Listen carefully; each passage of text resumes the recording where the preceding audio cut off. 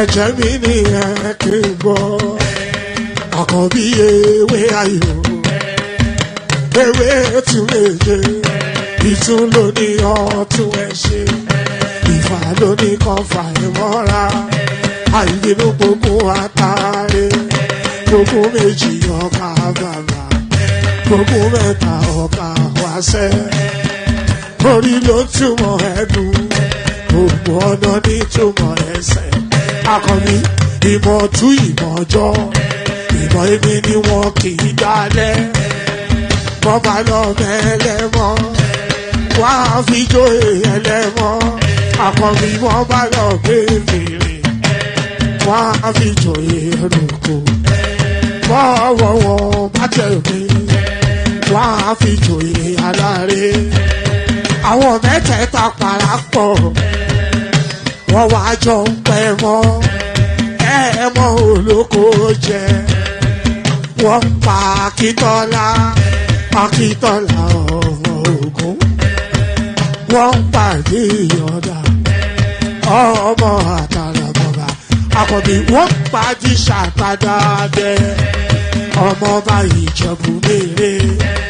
Aṣíwájú odò gbólùkẹrẹ, ajagun lólòdì ọ̀run. Tó o bá ṣe pé tìyẹ, tó o bá ṣe pé tìyẹ, lọ́ bá ń darí jọ wí. Àgbèrò ni kò ń gbọ́wọ́, ọ̀gọ́ ti ṣìgìdì bá gbé, àbẹ́tì ló máa ń gbé, àyàn ti ìlàyàn ewúrẹ́, Ọlọ́run dákun má padà lẹ́yìn ẹ. Good morning, everybody. It's our show again this morning, this Sunday morning. I hope you guys are doing great.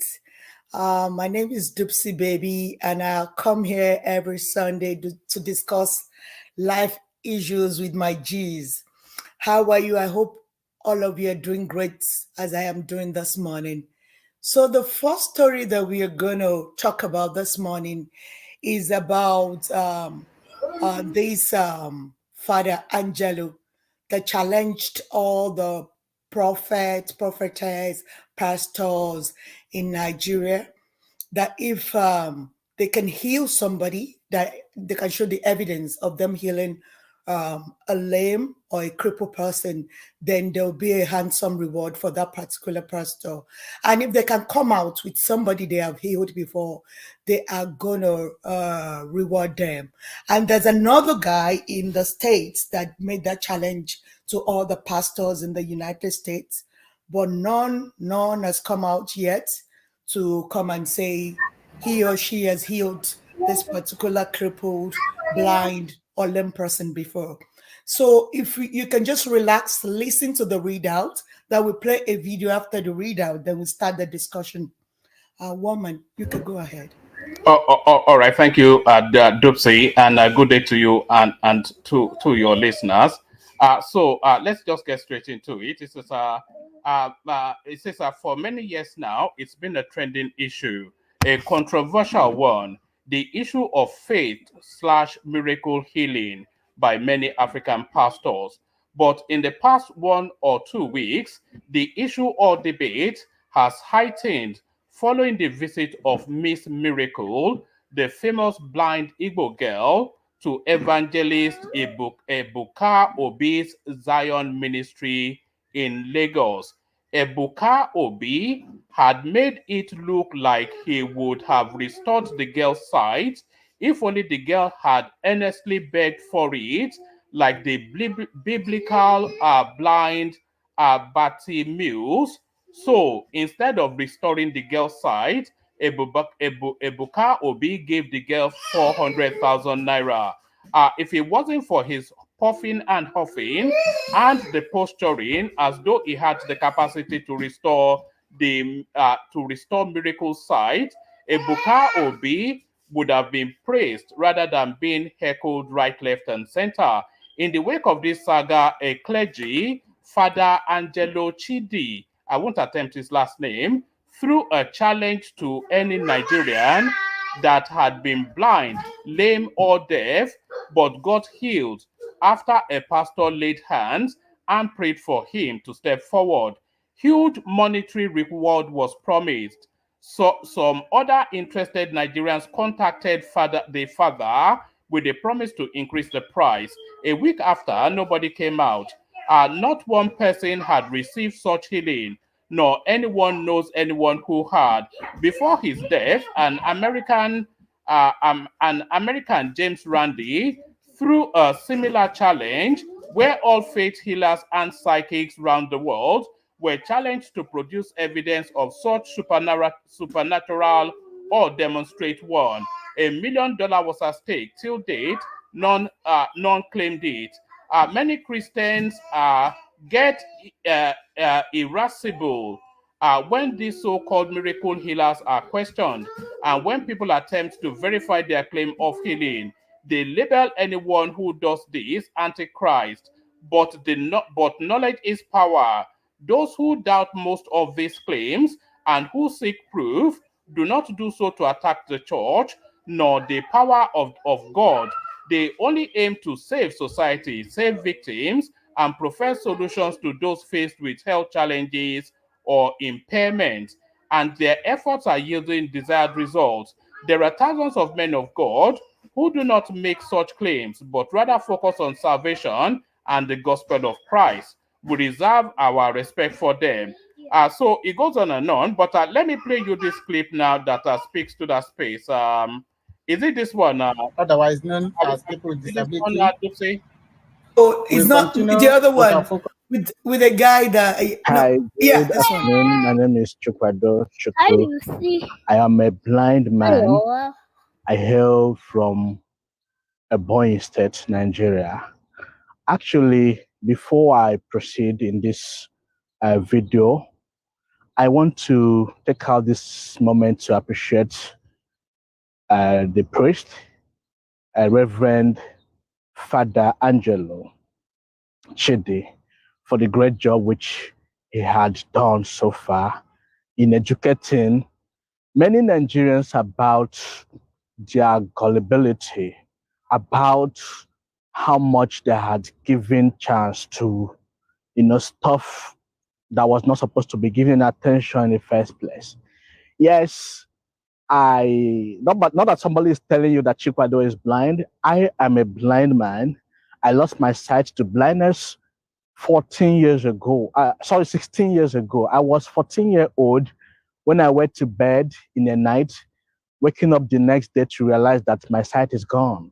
And ever since that time, I have been living as a blind man, in Nigeria. Though it wasn't easy for me all this while, but I can tell you very clearly that today I can boast of many things. As you can see me, I'm not looking handsome. So, and miracle is never our problem. Yes, I have been in that shoe.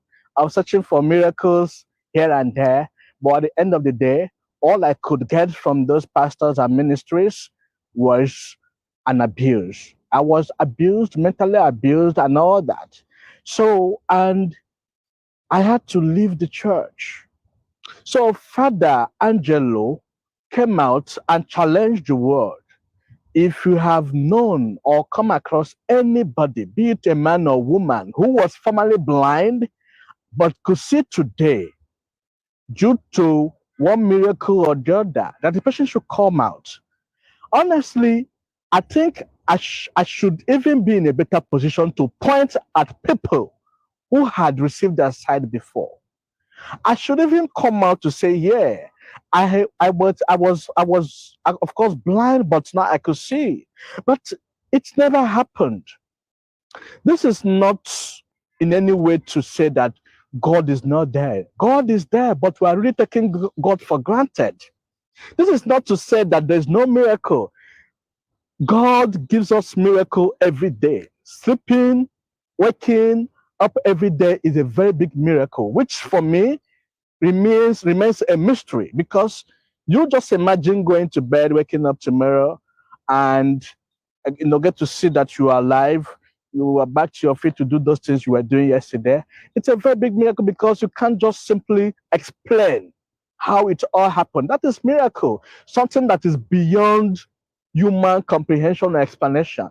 So I have seen many places where some pastors, churches advertising, some deaf people, people, wheelchair users, who were using wheelchairs before, but today they could walk. I can bet that such thing never happened in Nigeria.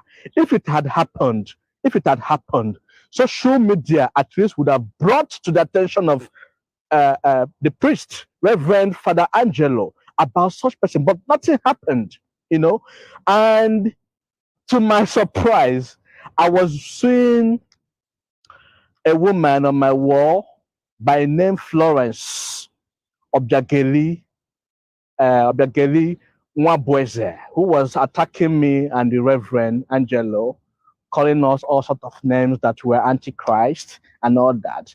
I want to tell you, Madam Flores, that nobody is against the church.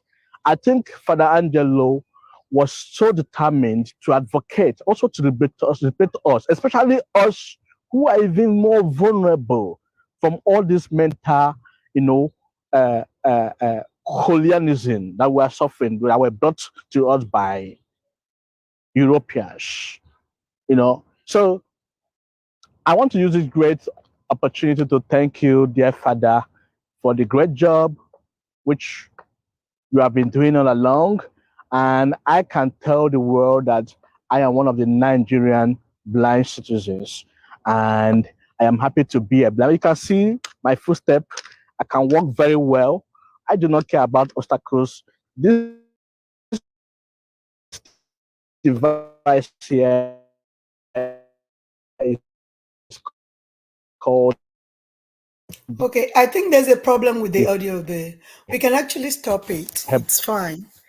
Yeah, I think we've had Device. enough of that. This is one of the devices use this. Yeah, woman. Okay, so it's a very sensitive topic this morning. Is it still playing? No, I think Okay, it's just now come let's to an switch. end. Yeah, okay. So it's a very sensitive topic, and I just want to make a disclaimer that I believe in God. Yes, but I'm not a Christian and I'm not a Muslim. I'm not a Buddhist. I'm not a religious person. So please, if you want to come into the studio, don't have the mind of coming to attack me. Just come, bring your argument so that we can have a very robust conversation this morning. I don't want to fight you. I don't want you to fight me. Do you understand? So just come in as a Christian or Muslim or whomever or whichever of the religion you practice. Come in with your own perspective so that we'll be able to have a very good conversation this morning. I'm not here to attack you. We're just talking about things on ground and some things that have actually that actually ruined Nigeria. That is what we are talking about this morning. We need solution. We need a lot of people that that knows about all these things to educate each and every one of us so that we can be liberated from all these chains that we are in. So that is why I just want you to know that I'm not here to attack you. Don't come to attack me. So that's why I'm making that disclaimer. And please note, I believe in God. So this guy now is saying the write-up that one man read is letting us know that they have not found a particular pastor, they have not found a particular prophetess that has healed a blind, a lame, or somebody that's looking for a miracle. So that is why we want to tell each other that is it good for each and every one of us to know already that these things doesn't work, that people should seek, help through the medical side. You either go to the hospital or go to where, like an organization that can actually help you through the scientific method of healing you. That is my belief. Instead of people wasting their time, especially people with mental mental illness. Most of them, they take them to churches or take them to mountains where they will just chain them, start beating them. People get abused sexually, physically, and all that. Instead of taking people there, why don't we educate each other to tell people that, look, let's take our sick people to the hospital. That's where they can be healed. That is where the miracle is, I believe. I believe that's where the miracle is. Instead of wasting time in all these religious homes, taking people there. So if that is just my opinion. If you have a contrary opinion, you can just say this morning, so that we can learn from each other. One man. Yes, Yeah. sorry, by the way, well, since you are doing disclaimers, let me do a bit of disclaimer as well. Okay. Apologies for background noise. I've got children wrapped around me where I am, but they have quietened down a little bit. But that space, why do you think people seek solace in those churches? Is it not the abject hopelessness of situation that leads them there? And that call that if anybody has ever been cured by all of these so-called miracle healers, with nobody coming forward, because of course, if anybody comes forward, it will be medically checked. So with nobody coming forward with as much as $1 million at stake, does that then not give sufficient enough space for people to actually start to interrogate these people that claim all of this miracle but cannot provide evidence of it? I agree with you, one man. I agree with you. It's not even only Father Angelo. I've seen a guy that usually come to challenge them like that, and no one will come out to say that they've healed this particular person and this is how this happened. Like there's no evidence to these things. It's just like hearsay. People just say it and people believe it. So I believe, yes, it's the condition of the country. People find solace in all those religious homes just to go there because they're not going to pay much. Do you understand? So they get abused mentally, physically, some sexually.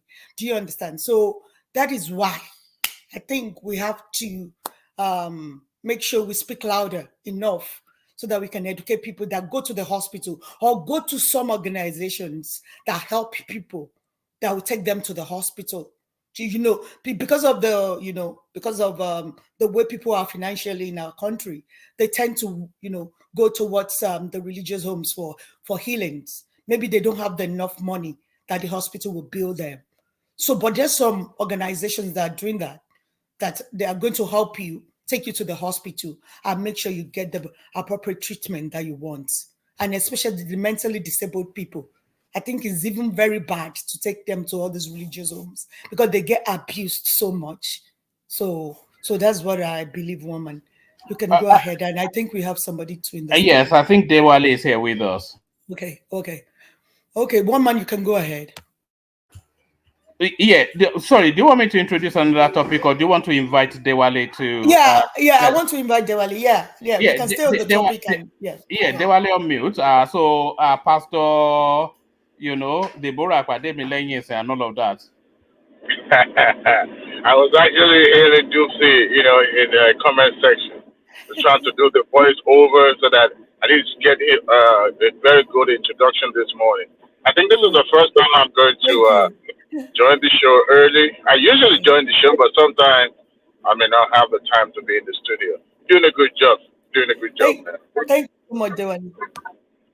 So I heard you guys talking about the religiosity of Nigerians, somebody being sick or blind or something, being taken to church. And I don't know why I'm speaking like American this morning. Let me flip back to Nigeria, Jerry. Don't mind me. I mean, woman, I heard you say talking about wretchedness, poverty, and all that. I think that is the major factor. Can everybody hear me? We can hear you very well, Dewale. Please continue. Great. I think that's one of the factors that led people to find solace in church. People go to church not because they believe in Christ. I bet you if Jesus Christ showed up in Nigeria today, people would not believe him until he's able to give them something. And that speaks to human mind. Human mind is always looking for something. Human being wants something, and they go to church. Number one, they're poor. Have you ever wondered if you have ever been to church? The rich men pray differently, while the poor men are the ones sweating and jumping up and down. One time I was hit in the head. One time at the Redeemed Christian Church of God camp. Of course, we were all the same. We were all there together. But the point is that the rich men have a limited prayer point. But the poor people always be the ones who, sometimes take a fight to God. I'm not condemning people doing that because of their position or their situation at the moment. Have you ever wondered when people migrate from Africa or Nigeria to United States or Europe, and after they've able to establish themselves and financially stable, then they tend to look away. I'm one of them. I guess I'm evolving and I'm changing, but I don't know. People tend not. I haven't been to church for a very, very long time. Do I feel guilty about it? Absolutely not. But I just believe that, people going to church, number one, they're going there because of solace, because they need support, and then the so-called pastors are swindling them. When if you have ever been at the point of need where you don't have a choice, right? The person that you're looking up to as your benefactor could as well take advantage of you because you're desperate at that moment. So when people go to church, I used to watch the likes of Pastor Awunzia. I don't know if you guys remember Pastor Awunzia on the NTA there. No, I don't think I know him. Is it that guy? What God cannot do does not exist. Is it because that seems to be the I don't think that's the one. No. I forgot his slogan then. He was like a Benny Hinn of Nigeria there, then followed by Richard Jaffa. There were a lot of televangelists at that time, and they were using that to swing the people. This man, that was when Daewoo was reigning. Whenever he was driving around in convoy, Daewoo. They put his church. I don't think I know the one Dewali is talking about. His name's Pastor Awunzi. I think he relocated to Europe or Canada. I can't be so sure, but he relocated outside Nigeria. But that tells you, what this, especially this Pentecostalism stuff, make it a little bit. Let me ask this question: Why do you think people are not seeing through this? They go in, everybody knows it's a scam, including the people that go there, and they still go there with the same fervor. Is it hoping against hope? Is it because they're what's going on? The guy is scamming you. The guy tells you you should give him the last you have. You give him the last you have. You walk home because you don't have transport fare to get yourself a taxi back home, and then he drives past you in his Lamborghini Countach out of the money that you gave him. You know it, and then you go back next Sunday to do the same thing. It's unbelievable.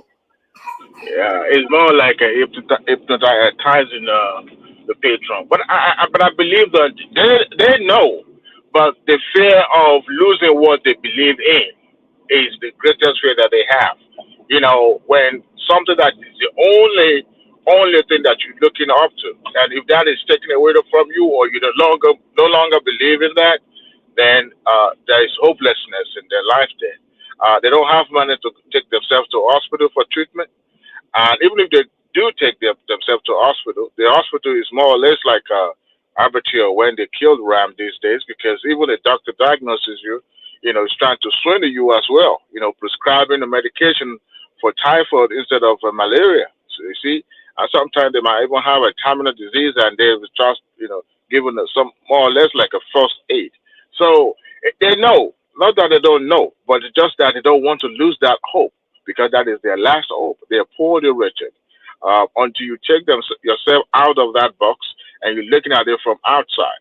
The most lucrative business today in Africa is Christianity, is being a pastor or a shepherd or whatever they call it.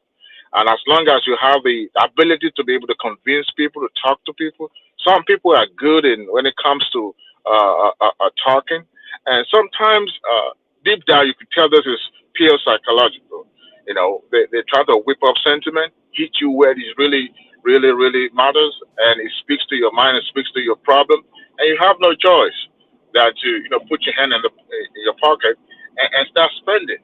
Look, I'll tell you this: even the most educated, the richest among them, also fall victim to this. I could remember the Professor Akunyele daughter's, son was, granting an interview, and he spoke about how a particular pastor in Nigeria swindled his mother. This is somebody who is very valued, who is a professor of pharmacology, and yet believe in that divine power of healing. I'm not saying it's not there, but you could tell if a pastor is asking you to break financial reward for you to have a, total healing. Now that tells you about the mission. All right. So it's. I mean, that woman was at the lowest of the lowest at that moment, at that time when she needed the treatment. So she was paying money to the pastor. That was what our son said. So you can imagine that. It's just that we should pray that we won't find ourselves in such a situation that we ended up knowing that this person is actually taking advantage, but we keep giving and giving. It's unfortunate. It will continue to happen. There was a story I read sometimes ago on the dailies that a pastor from another West African country came to Nigeria, swindled people, and take their money and run away. All right. So, and eventually, I think they got arrested. I can't be so sure, but it was, all over the news at that time. So, I believe, woman, that is unfortunate. People don't go to hospital. That's another thing, especially among men. Men do not go to hospital. Women, they can manage to go. They would rather go to Elewe Omo, and guess what? The Elewe Omo will not actually diagnose what actually wrong with them. So, and at the end of it, you can imagine somebody's trying to give birth, and they say you have to go to Elewe. I'm not saying that you don't do well. I mean, but sometimes you might need a real scientific way of doing things and go the right way. But people believe that because they look at their pocket. Unfortunately, Nigeria is, people are disadvantaged one way or the other. No matter where you turn, you're still going to have somebody that is going to take advantage of you. And the church is not left out because that is the most lucrative business today. Thank you so much, Adewale, for your submission. Can we hear from Simba, please? Simba, are you there? Hey, Dipsy baby. Yeah, good morning. How are you?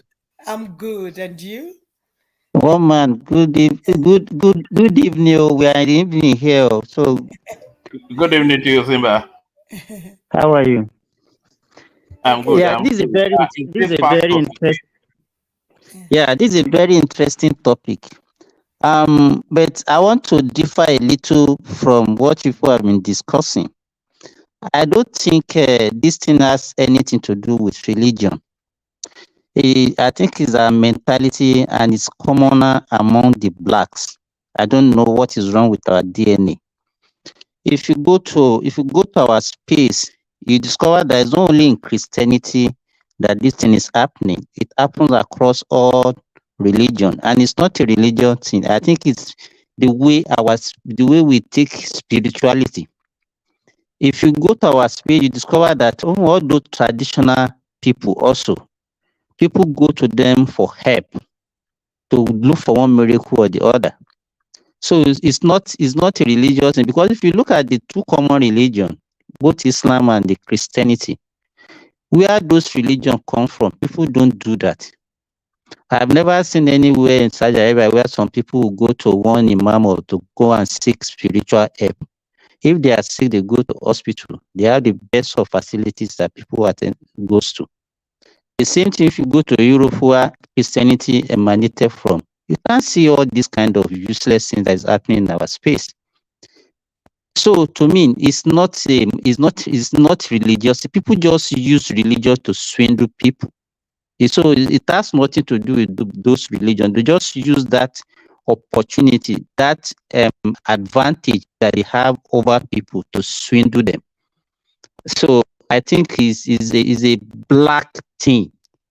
And if you go to even where the space where you people are, if you go to UK, Europe, and when you go to churches, it's black people that you meet in the churches. In UK, where one man is, they fix match on Sunday during the time the people supposed to be in churches. That's when they play Premiership, and people you see the stadium filled. So, but we should still go to it's the black thing. I don't know, maybe because of poverty or whatever is actually affecting our psyche that is making us to actually fall prey to all this useless thing that we do. So, Yes, we have just been brainwashed. That's why we have been brainwashed that that's how to think and that's what to do whenever you're ill. So if people knows any better, they will go to their proper channel to get their healing. So if you have been brainwashed, Bipsy, you know, where you are now, you are saved. If you are in Nigeria, let me tell you, you see people around you. If you have any little problem, they will put pressure on you. Because by the time you understand, when by the time you see your friends, your relations, your sisters, your brother, and everybody is saying the same thing, you just give up. You understand? And that's why you see, irrespective of the kind of education and your level in the society, everybody still behave the same way. So even sometimes when we are saying it's poverty, sometimes it's not. It's even pressure from relation can make you succumb. So sorry, Dupsy. I think Ekene wants to show off his fine boy. So that's Ekene. He wants to show off his fine boy. Let's hear from Ekene. Okay. Is Ekene in the match? To show off his fine boy. You want to do fine boy for us today, Ekene? Look at that. Are you after babe? Ekene, look at that. I think it's frozen. Ekene, who can see your face. I think it's frozen. He's probably in the mass, the church or something. No, I think it's in the meeting. Maybe he wants to show himself in the church.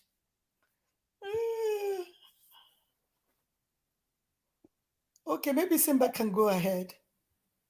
I don't know why. So what I'm just saying in summary is, I think the problem is actually multifactorial. It's not only one, and it's maybe because the way we are brought up and all. I mean, is poverty. So many things can explain the reason why we behaved that way. And because let me tell you, I have a practical experience. I think I've mentioned it on this platform before. There was a time my younger brother has a brain tumor and he was bedridden. Yeah, you've shared the story before. You can go ahead, Simba. Yeah, so, and I have this friend that comes to my house every day, and he was even, he was blackmailing me. Doctor, why are you behaving like this? You people, maybe because you people went to school, that's why you are behaving. You think everything is something that you can do medical. What is wrong with your brother is not only medical, it's spiritual, whatever. At a point, I have to give in. I say, okay, let me give, like what they used to say, that what belongs to Caesar is Caesar. Okay, what do you want? It's okay. He has one affair that we can go to. We went to the affair. He said we should go and bring 30,000 naira, bring goat and everything. I gave them everything. Meanwhile, I knew what I was doing. As I was doing that, I took him to hospital. I did a CT scan. We confirmed the something. I booked a flight and I took him to hospital in India, and he was operated, and the guy is fine now. This thing happened about 12 years ago. He's married now. He has 3 children. If I have waited that time, even all those things that he claimed the affair provided for us that time, I didn't use any of them. So maybe because of the knowledge that I have that saved me. Yeah, Simba, but for you to even agree to give them money for the affair, I don't understand that. Do you know? I get confused. But we can't dismiss it. We can't dismiss it out of hand, though. There's some efficacy to those affairs. What efficacy is that? Well, they which efficacy are you talking about, woman? So maybe they dabble into nativism to enhance their Abrahamic, maybe traditional healing. Yes, then they you go to them, and then via a babalawo you get whatever it is, People get solutions from some of those spaces. We can't deny that. No, woman, this is something that we can see physically. You understand? I can then. So what will remove the tumor from the brain? So is the tumor will just disappear to where? I don't believe all those things. I don't believe them. It's just. I think It's we just just have to like be very because you have the knowledge of a tumor in the brain, but somebody the that guy doesn't was have that disturbing me. knowledge, No, do yeah, say the yeah, disturbance was so much yeah. I'm that just if I saying, didn't, Simba. Sorry, yes, are we saying that faith cannot heal? Is that what we're saying? Because I'm not sure that I'm fully on board with that. I don't think I know any. people of high science. I don't believe. I don't believe that. I don't believe anything in People faith. come here and tell you personal stories. Yeah, Simba, what I'm even saying to Simba is that because Simba has this knowledge, he's a medical practitioner. He knows that a tumor in the brain is a serious thing, that you have to actually act on it. But how about somebody that doesn't even have that knowledge, what a tumor is? Do you understand what I mean? So that person can just easily be brainwashed to go to a religious home to get healed when he or she has a Can you tumor in the brain. imagine Yeah. somebody like Professor Dora Akinyuli, who has a cancer and was looking for spiritual solution to a cancer? You can imagine at that level. Okay, what can we say is poverty? It's not poverty. No, it's lack of knowledge. And you can't say she's lacking knowledge because she's a pharmacist. People do. Do you know if you're not what I always preach is that please always increase your knowledge at every point, because all these religious things dull your brain down sometimes. But so if you know you want to go there, I'm not saying you shouldn't go there. If you know you want to be going to a church, a mosque, and all those places, please always be ahead of your pastor so that you always increase your knowledge about stuffs, about every subjects, so that you will know already that this is a tumor in the brain. There is no pastor that can heal this. I have to go through Listen, I medical totally route. agree. I totally agree with you with this knowledge of the thing that you mentioned. Let me give you another example.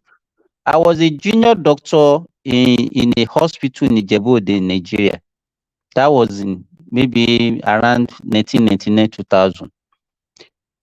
Then we admitted this woman who has diabetes, and she came with in coma, and we are giving her insulin.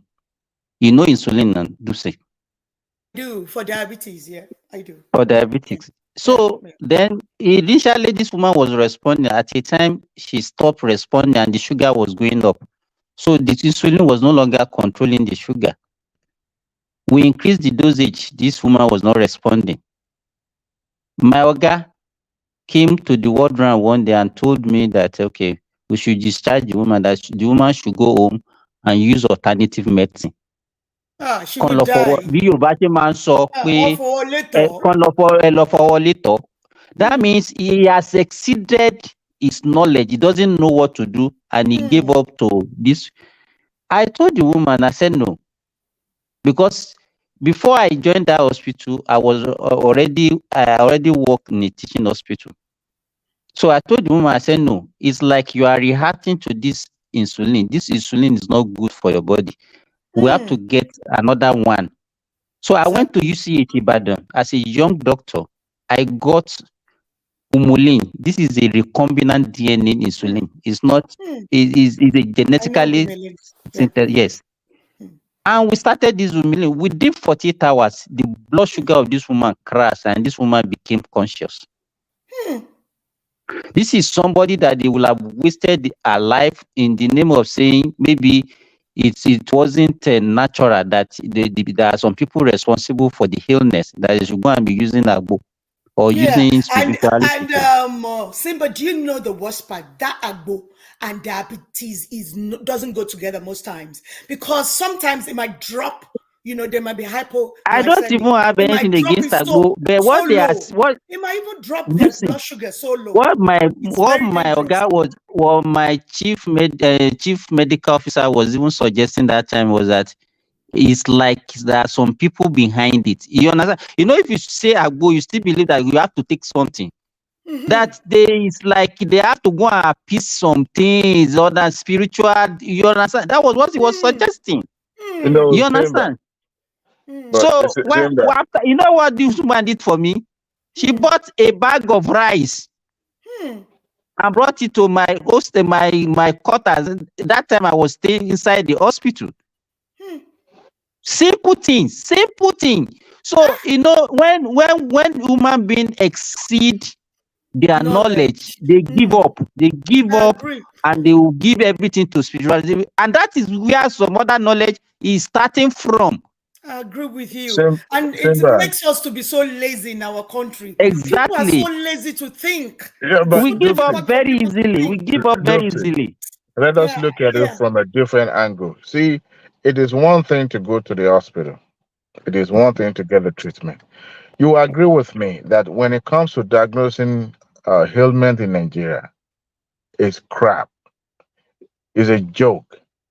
Look, Chief Ganifa, was diagnosed with I think typhoid or something. Meanwhile, this man had a throat cancer, right? So you can imagine when, even though you were asked to go to church, to hospital for medical attention, the hospital sent you to go get the blood work done and all that. And while the blood work was done, you were misdiagnosed for something different, something that could easily be taken care of. So you have all these malpractices that kind of discourage people, so to say, because people will look at where Agbo would not leave me astray. Agbo would take care of my need instead of me going to these people to misdiagnose what is wrong with me and all that. You can imagine, Simba, that incident that you just talked about, that woman's sugar level. You can imagine that woman, being gone to a different lab and they say, oh, this is something that is wrong with it. I actually have a brother-in-law that had something similar to that. He was having issue with the sugar level and what do you call it, high blood pressure stuff and all that. Then the doctor actually prescribed some medication for him, and he himself knew that this medication is just too much for him to handle or something like that. He just needed to make changes to his lifestyle and change his eating habit and all that. And he made those changes without him being told. And lo and behold, he went back to that same hospital and eventually was cleared of everything. Today he's fine. He's above 60. So what I'm saying is that even the medical lines still also discourage people, and sometimes they look for something that they could hold on to. That's why they seek all these other avenues. I agree with you, Adewale, because that my younger brother that gave the story. You know what they said was wrong with the child, with him, because he was serving that time in Imo State. They said he had typhoid. Somebody who is suffering from brain tumor. He was complaining of headache. And they said it was typhoid that was causing the headache. Feels maybe fever sometimes, so they would just no, there was not even fever. There was no fever. There was no fever. Some people, and it has to do with what you mentioned, Dusi. Knowledge. If you don't have knowledge, then you fall for everything. You fall for anything. The same pastor that will be praying for you will be also coming to America to seek medical attention.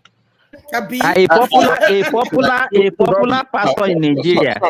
Sorry, Simba. Dupsy, let me know when you're ready for the Adeboye clip. Okay, wait, okay. No, let's just discuss this for a bit, woman. I found it interesting. Pastor Taiwo Odukoya did not die in Nigeria. He died in America. So what does that tell you or tell his patron of his church? All right. So the wife of Winner's Man.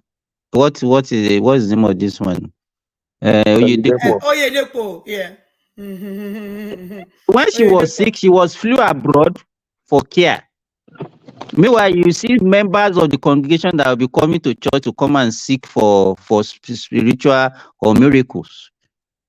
You understand? But still, I still believe what Dupsin mentioned is Simba, knowledge, let me gist you. knowledge, Let me gist you about knowledge. this story. Let me tell you about this story. People shouldn't come from you. I'm not Oyedepo's fan, but if he's your pastor, just take it easy and listen to this. So the guy had TB for a while. He had tuberculosis, so he doesn't really treat it. He wasn't on it like that. So the thing just worsened. So one day, I think he was trying to go on the pulpit and he was coughing so hard and he was coughing blood. And all the handkerchief was full of blood. And it was like, people were so scared. So they went to the office to tell him that, no, you shouldn't. You should rest. Let people go on the pulpit and preach on your behalf and all that. He said they shouldn't worry that he will go because he's coughing the blood of Jesus, that they shouldn't bother. Don't come for me. Serious emotive. It's so funny, Simba. Go ahead. So to me, no. If we can improve our facilities, people can improve their not. Okay, Adewale, earlier on you mentioned that when you are in Nigeria, you behave the same way, but when you go to where you are now, you learn better, you know better, and that is what is influencing the way you are behaving now. You understand? So, and one of the best way to learn is traveling. If you are just in your domain, you don't travel, you won't know anything. It's not Simba, don't only say what that. you learn. Some people have been abroad in this Western world for 30 years and they're still in that cocoon.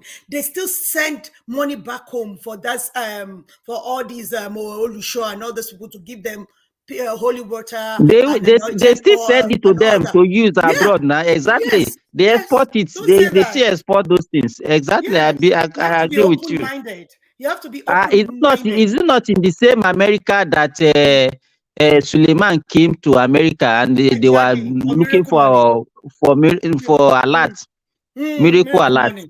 Money.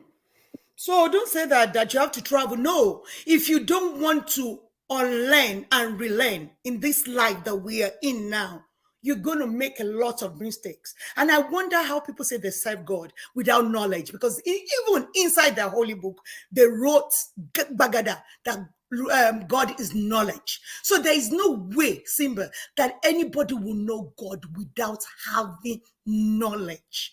Because you wouldn't know God, you just be saying it with your mouth that you're serving God, you're a Christian, you're Muslim. If you don't have adequate knowledge about all the aspects of this life, you won't know God. Actually, you're just saying it by your mouth that you know God.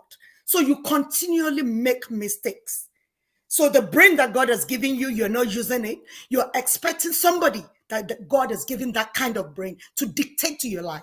Even if there's a place called heaven, God won't allow you to enter for not using that specific gift that God has given you, that brain. You're not using it. So somebody like what's his name now that we mentioned? Oyedepo is scamming you. So some people say, "Along what dajo can you pay one scam me? Along with the dajo, along with dajo by giving each and every one of us the thing that we're going to use on this earth, the brain.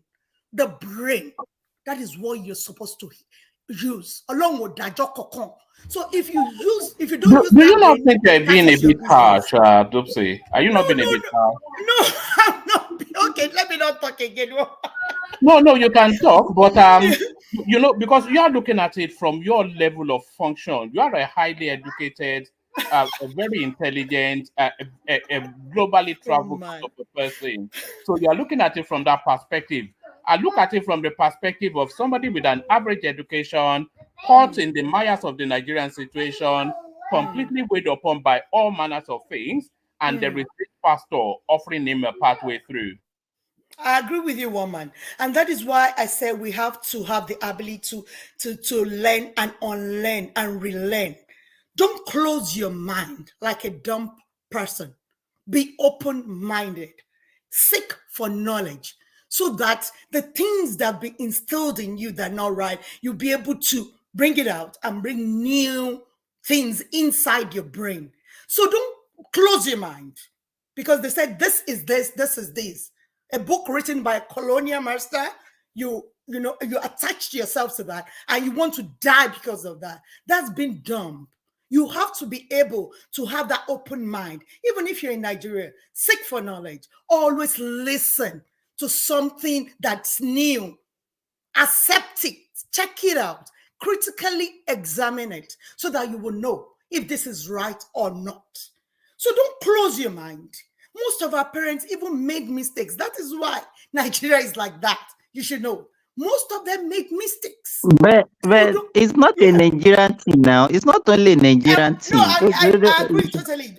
I'm just, just Do saying you this think about it's our a country. poverty thing? And by It the is. way, the mass of the global majority, they fall into that vulnerability to this sort of space. Because anywhere in the world, go to India, go anywhere, there's always people at that, and they constitute the bulk of the mass, the teeming mass of people. They fall within that bracket of vulnerability. Who cannot?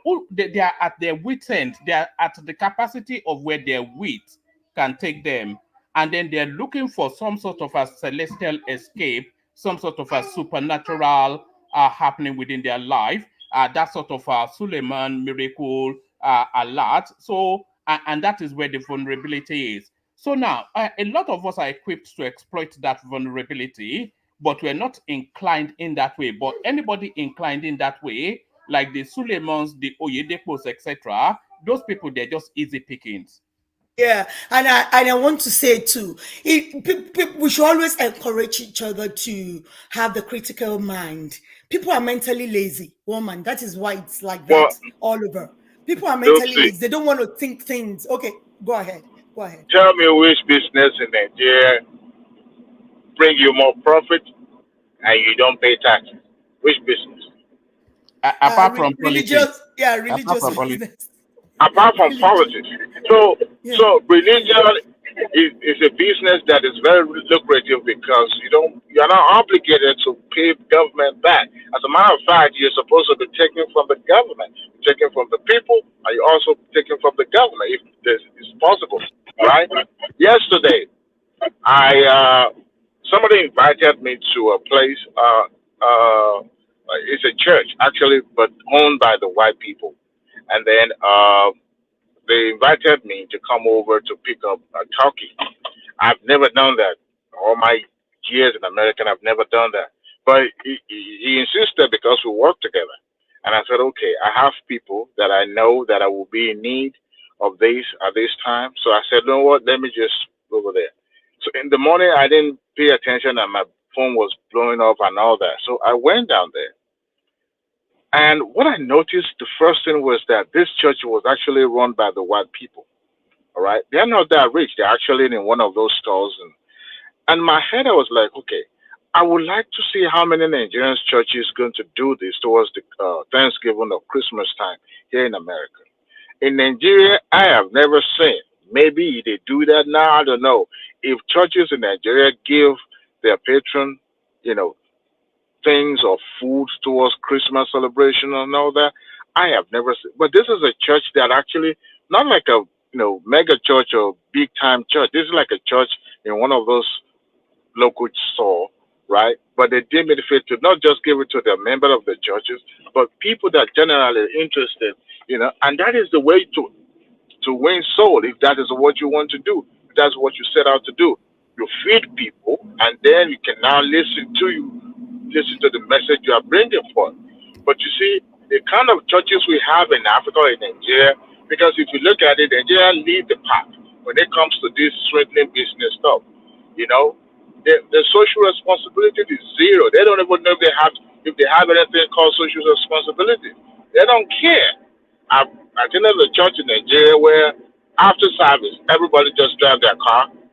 There was a day I was driving and I saw people walking in the rain. In the rain, Dupsy. To me, I was like, no, this is hypocrisy.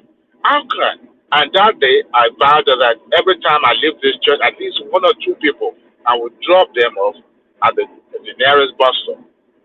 The bus stop then to the church then was Bagada to Antony. And it's a long stretch, it's a long distance, right? People were drenched in the rain, right? And people would drive their good cars and leave other members. If Jesus Christ was alive, would Jesus do that? So It is hypocrisy. That is the most lucrative business that we have in Nigeria. And people do that as long as you get trained how to be able to convince people, convince people to come.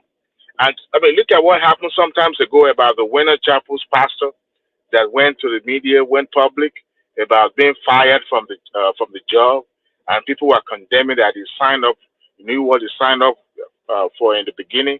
And I'm kind of like, okay, isn't this for winning? So when did it become a business? When did it become a job?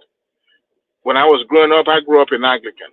The Catholics, the fathers and the archdeacons and the canons, they were paid. They were paid peanuts. There was no, even the bishop sometimes may not even have a car. Depends on where. If your church is in an urban area, maybe patron might give you some money and stuff like that. But now it's no longer that. The Pentecost, what do you call them?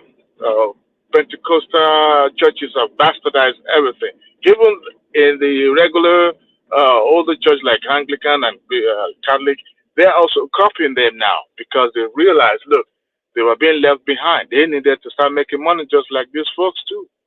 So you said something that why people keep going over there is because they don't have a choice. They do.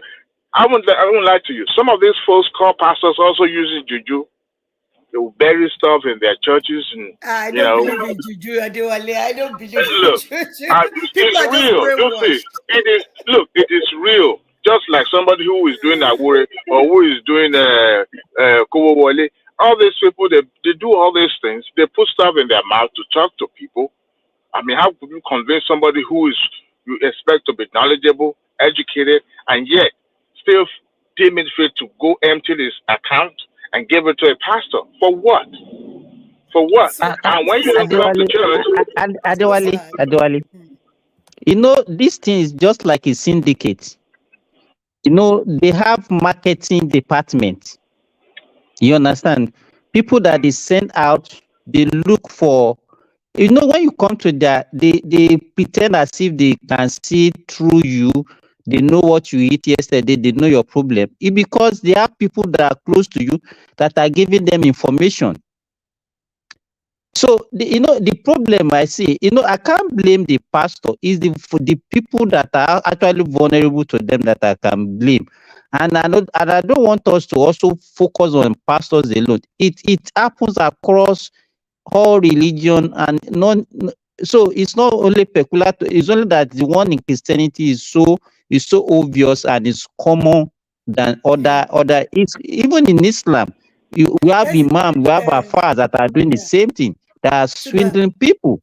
Yes. Let's hear from BT so that we can move ahead. BT, can you just let us hear your contribution this morning? You're welcome. Yeah. Good morning. I finally made it to your show this morning, so I'm gonna try to come here. Good morning, guys. Good morning. Wow. Because Simba had to tow the traditional part. You know how it always had to throw shit on us, but it's fine. But in regards to people seeking out alternatives after, okay. Because Simba brought up the case of Dora Akunyele. You have to understand that in most cases, the church is not, when it comes to medical issues, chronic disease management or acute care, whatever, people don't seek out, the church is not the first choice. It's when they've tried to explore Western medicine and they cannot have that problem fixed is when they now, go to the church, to seek for prayers. Most people don't choose prayers at church as their first options for whatever when it comes to medical issues. So it's out of desperation. When people are desperate, they will do and undo, like we say in Nigeria, right? You want to save your own life. You want to stay alive. And like Dr. Williams talks about in Nigeria, end of life care does not sell well. Like hospice and palliative care, it's not a very lucrative business in Nigeria because everybody believes that some deity somewhere can save them. So I just think that we should look at it from that perspective, that sometimes it's not because they don't believe in Western medicine. It's that perhaps they've tried it and it hasn't worked for whatever ailment they're facing at that time. So they choose to an alternative, which will be the church, some higher power to help them out, and the pastor then exploits that. I think that would be more accurate way to describe what's going on. But it is what it is.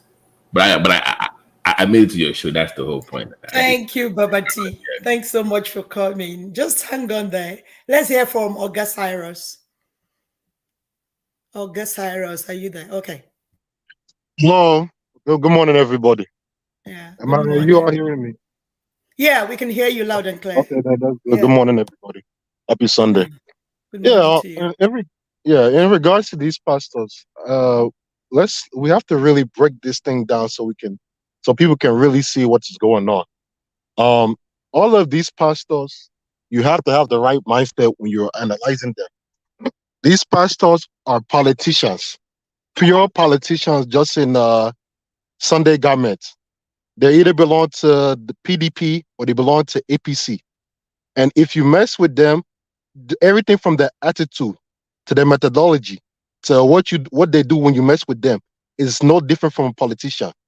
They scam people. They take money from people. They take the public money from people. They don't use it to do anything. They use it to enrich themselves. They take public funds, use it to buy a house, buy a car, overload on police and security. And if you mess with them, they will call the police on you.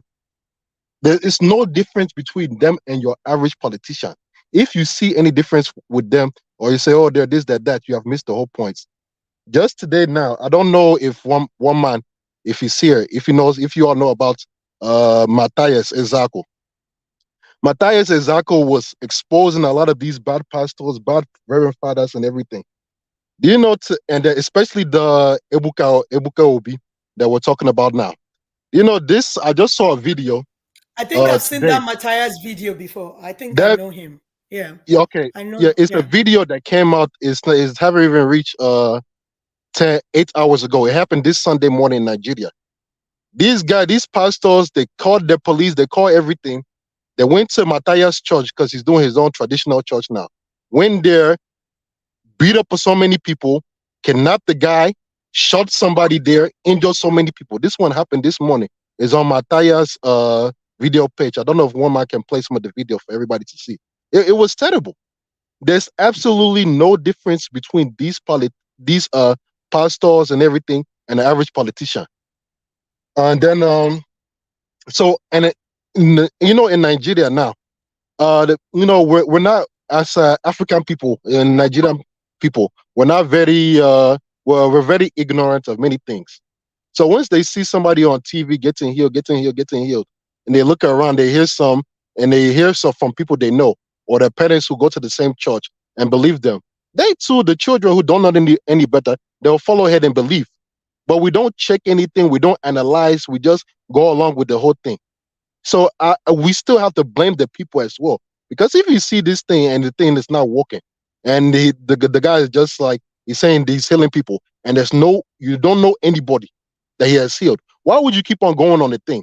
For not for weeks or for days or for years upon years upon years upon years, and open your account and give to them. For what? That's called the power of brainwash, brother. It's called the power of brainwash. It's not. Yeah. It's not only brain. It's not only brain. Like I said, a lot of us Africans we're ignorant of things. You can't do this thing abroad now. There's no. Yes, they take money abroad, but it's no one claiming to heal anything abroad. So how is it that the African who all this Christianity that we're talking about now was brought to can heal people, but the people who brought it to him they can't do the same thing. That alone would tell anybody that there's no need of me going to this church for any so-called healing or anything. That alone should tell anybody that there's no need to go further. But we go, we give money, we give car, we give everything, and these pastors, they abuse the members. They use the women, they use the men, they use the children. It's just so many scandals. And I think that the real people is, I'm not saying in terms of Christianity, you can still use it to fight for the people and help give the people a better life. In America now, most of these people who fought for the rights that all of us in the diaspora were enjoying, a lot of them were Christians, a lot of them were pastors. They came out on the street, they put their life on the line for everybody, and a lot of them died for it. But what are these pastors these pastors in Nigeria? They don't do nothing. Whether people are dying or whether people are can't eat or come outside, do protest, come outside, speak against politicians. They can't do it because two of them are the same. So I don't see, and unfortunately, I don't see how things can get better. Things are just continue. They're going to continue messing up Christianity, messing it up to God knows how things are going to end up. So it's just bad. It's just bad. This is part of the problem we have in Africa. Thank you for your contribution, Cyrus. Thanks. Can we hear from Mike, please? Mike. Doopsy. Good morning. Happy Sunday. Happy Sunday to you, my brother. Sorry, I just woke up, so that's why I missed. I don't know how long you guys have been on, but, for 1 hour 6 minutes. I don't know. I always wake up very late on Sundays. I don't know. Okay. So what are the topics? I mean, I just came inside. There's a guy that challenged all the pastors in Nigeria, all the prophetess, all the Olusho, each and every one of them, to bring out one person they have healed, maybe a blind person, a lame person, a cripple, somebody they have healed before. And anybody that has been healed by a pastor should come forward. He has a handsome reward for anybody that comes forward to be able to have evidence that a pastor has healed him or her, or maybe a pastor now comes forward to say that I've healed somebody. So the guy is challenging anybody that can come forward. He's going to reward that person handsomely if the person can show. They beat him up and they arrested him this morning. Sorry? They beat him up and they arrested him this morning. Okay, yeah. Cyrus just said that to us. Yeah. Go ahead, Mike. So the man that asked that question over the reward, they beat him up. Who beat him up? No. The guy that asked the question is Father Angelo Cyrus, not Matthias asks the question all the time, but this one, this particular one was asked by Father Angelo. Yeah, but that Matthias, I know him. He asks that question all the time. I think he said he has some 10 million or something to give to anybody that comes up with an evidence that he has healed. And before Mike goes on, I have to let you know that Benny Hinn, the master healer of all these pastors, I hope you guys know Benny Hinn in America, was challenged by his nephew, that they go around doing this miracle, that not once has Benny Hinn healed anybody before. The guy challenged him openly, that they always lie about those miracles. But I'm talking about Benny Hinn now. I hope you guys know Benny Hinn in the United States of America. Yeah, so you guys should just have that in mind. Mike, go ahead, please. So at least it's been established that they lie, it's all fake. The only place where they really do their power they put is through, it's in Hollywood movies, So see, the thing is, it's not like it's my business what people do, or people always say, "Mike, aren't you might go look the other way?" The reason why when I hear, I literally passionately hate this not Christian, but Christianity and just the whole idea in Nigeria. It's personal because they literally mess up life of people that I know. That's why I just irritate me. They mess up life of my family member. And that's why I just passionately hate that religion. And then when I dig my research and find out the origin, why it was brought to Nigeria in the first place, oh my God, I just want to shoot all the leaders in Nigeria and just literally take over and just ban it. We all know how the British brought that shit there, man.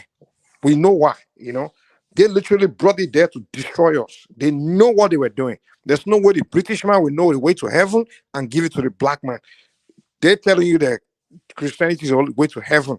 The white racist man, but especially back then, would not know a way to heaven and bring it to the African. I say, okay, this is good for you.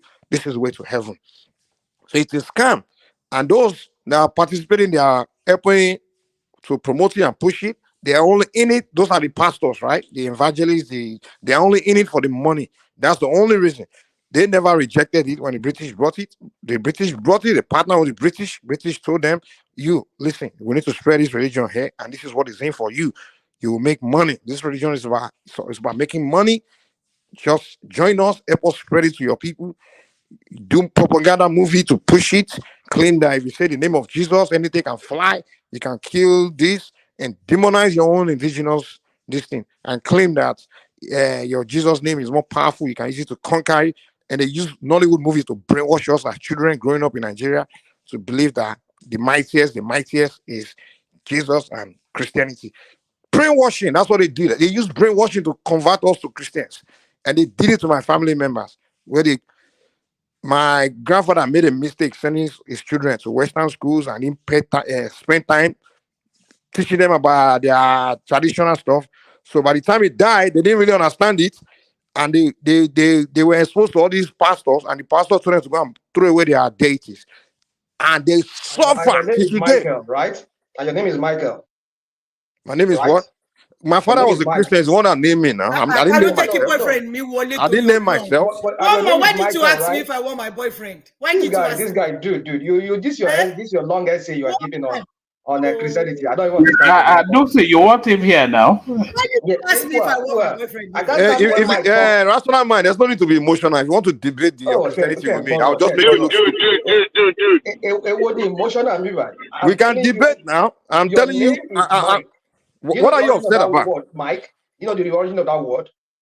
Yeah, my name is Mike, but I have my traditional name. I have other names. Yeah, my name. Your parents named you Mike, right? No doubt. Didn't you just hear me say? So why have you not reverted that name? I don't even know. Why have I not? I don't bear Mike. I use it on the show for you guys. Platform, not on your okay, if I bear it, so what? Oh God! I'm just trying to point out the hypocrisy there. There's no hypocrisy. There's no hypocrisy. I didn't name myself Mike.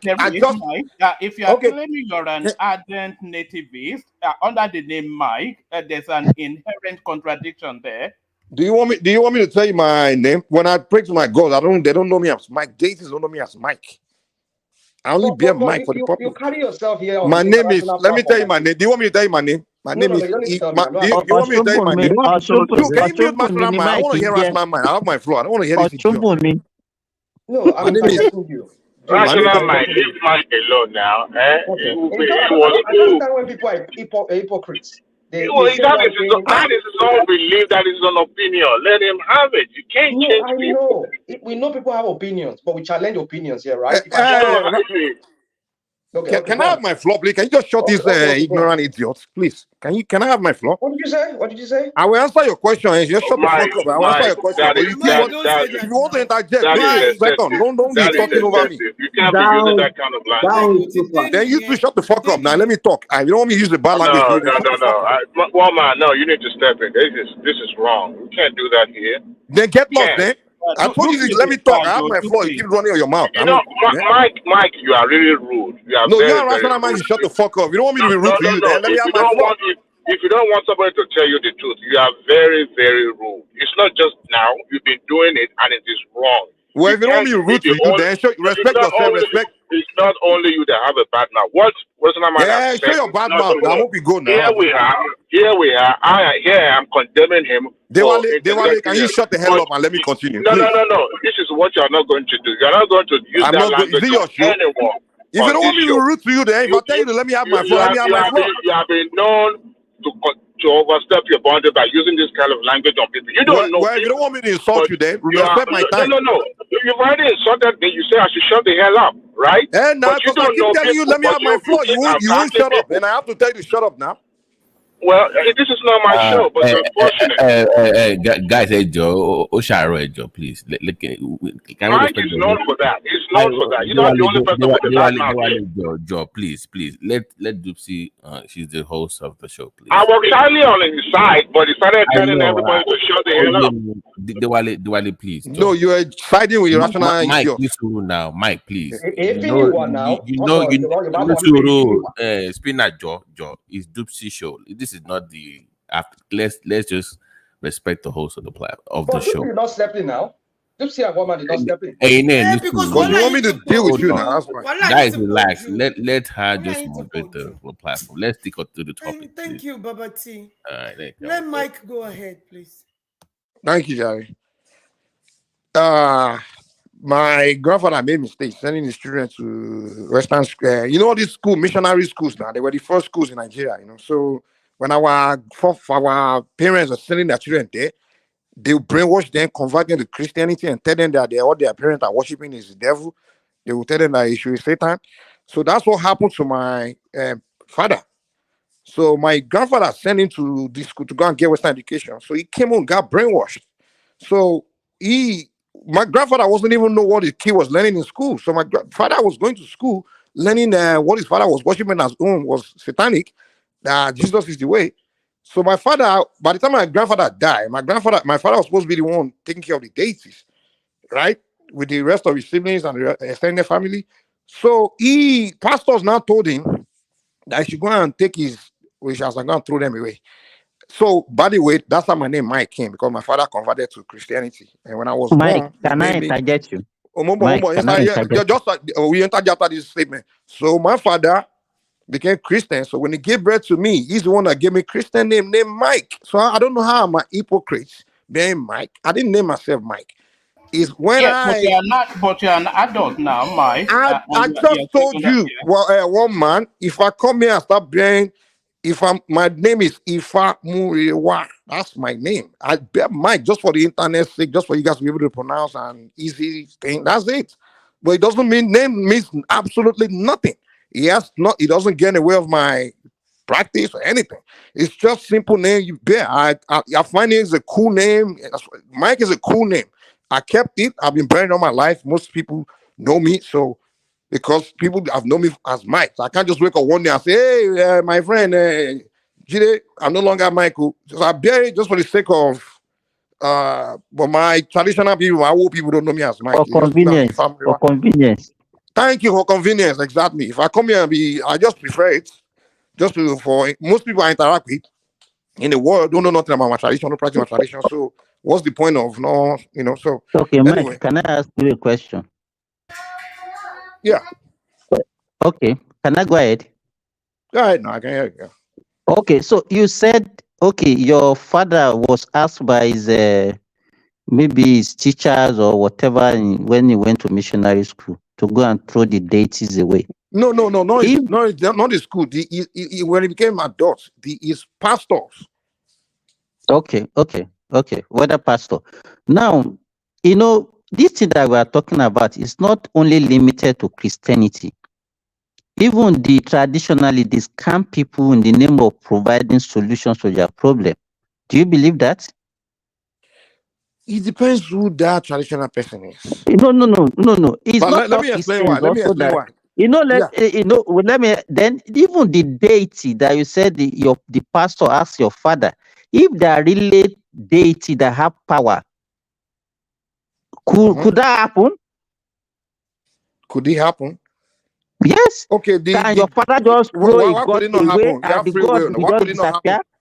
Why could it not happen? If I wake up today and I decide to go and throw, it could happen. I mean, they don't force you. You have free will. You control your life. The thing is, what will happen is they will give you a message. They will give you a message. They give you a warning. They will give you a message. That's what the deities will do. Now you know. So where did they disappear to? Are they still where you dropped them? Where are they now? No, those you can't. deities that your father No. The thing is, you can't kill deities. What happened is you throw them away, right? What happened is now your life, it will be affecting your life. So what's going on is in my family, a lot of my family members are having a lot of spiritual problems. You understand? Including me. I didn't know. It was when I did divination. My father never told me any story. It was the divination that now told me. It was, in fact, it was when I got initiated when I was doing my initiation. Then the deity were now telling me my family story. And I didn't know that my family, say a lot of things that have been going on in my family is because they abandoned the deities and they threw it away. In fact, they was telling me. So when I now went to ask my dad, like, hey, what were you at? He never told me his life story. And I went to ask him that what were tradition, what was about what they were practicing. He now told me that, He threw this thing away. He threw. I'm like, wow. The Davis told me, and I went. He now confirmed. I confirmed from him. You understand? So I was like, wow. And we've been having problem in my family, dude. Like problem after problem. Like literally a lot of spiritual problem. So I was initiated. A lot of issues I used to have, a lot of things used to happen to me. Those things went away through a lot of rituals I had to do just to get rid of it. And the ones in my family that have joined, come back in tradition, they're doing fine now. But we have ones that are just like literally confused. Like and I keep telling them, listen, you have spiritual problem, but they don't want to hear it. They say, oh, they're so addicted to Christianity. So, a few of them into Islam. They will tell you that your ancient ways, old ways, and they'll start telling you how evil it is. I'm like, okay, okay, cool. Or what they saw through Hollywood movie. So they've been sort of brainwashed, So that's the point I'm making. Like, it's just, I mean, like, they messed up life. Yeah. How many minutes is everybody talking? Just 5 minutes because we are moving ahead now. We are But moving anyway, ahead. Okay, Mike, let Rational Mind just say something before we move ahead. Okay. Yeah, I just want to address you. I want to address you, Dupe and one man. But let me finish before you go, because you know me and you will spark again. But let me just. Okay, let him finish Rational Mind. Okay, Mike, go ahead. So we need to, in Nigeria, honestly, we need to start documenting where we are coming from and where we are going, how we became the way we think, what's the origin, how do we become Christians, how these religions came into Africa, the history. We need to document these things and start teaching our children so they know what the hell they are doing, because a lot of things we do, we don't even know the origin, how it came about. We just do it, we just follow it, we don't do research, we don't ask that question. When the British came, what was the point of these missionaries in Africa?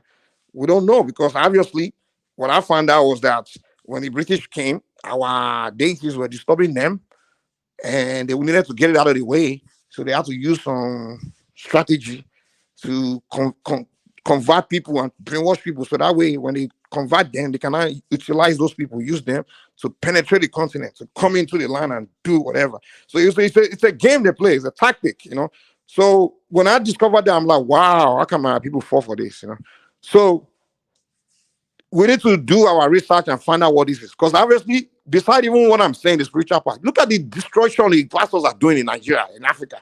Look at all the crazy things they're doing. Fake miracles, lying, destroying families. I mean, it's just, they're the ones destroying people. And they will claim that we are the bad ones. You know how many people have had to heal from pastors destroying their life? I'm talking about like spiritual healing from Christians. And they will come to us when their problem becomes very bad. They'll forget pastor and not come to Babalawo. We need to be the ones to help them. Even the stupid pastors, they come to us too. They come. I don't even answer pastors again. I want hypocrites. They come to us when they have problems. They come. We want to have to to find solution. So this story is so long, but anyway, let me just stop here. All right. Thank you so much, Mike. Rational Mind, please, can you just make it brief so that we can move to another topic? Somebody spoke for about 2 hours here, telling me to make it but brief. Mike is my G now. This is my show. Mike is my G. It's your G. Now. No, not only your G, it's your L. L, your G. What English or more Igbo, so you're my G. Mike is my G. Just get there and have peace, please. Shori, you are one man. You see, I think they were left in anger here. I mean, you guys did not address the matter here. Like, you see, you see, I keep telling Mike that you need to learn respect. Your insolence is, if most of us come here and we share our view, and we kind of like attack our views, not because we hate, not because we hate each other, or we just want to challenge people's views, so that whatever you are saying, you are consistent. You are consistent about it, and you know what you're talking about. Not just you're just coming here and making up stuff. That's why, not as if I know you. I don't know you personally, but sometimes we just banter for the sake of being bantering and wanting to just make things straight.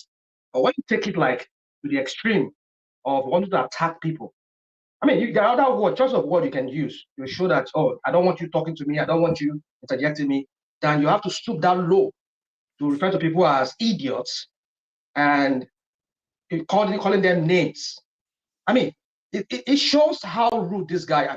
I've used the word here several times. That this guy is an insolent person. You're very nice, Abi. Oh, I've been off from you. I expect Mark been up, man. So you call on the you call started shouting on me. You call me hypocrite. Mike, give him the right to reply. Okay. Because you went at him. That's the mannerism or manner of an insolent person. Somebody who is so rude, who will treat people like, I mean, and I've seen you many times the way you talk here. You address people. Even when people try to like talk, you are so rude to them. In fact, I'm so glad that this guy brought it up. Because if I said it, even though when I use the word insolence, maybe some of you don't even know, maybe you yourself don't even know the meaning of the word insolence. So my point is this, Mike. You are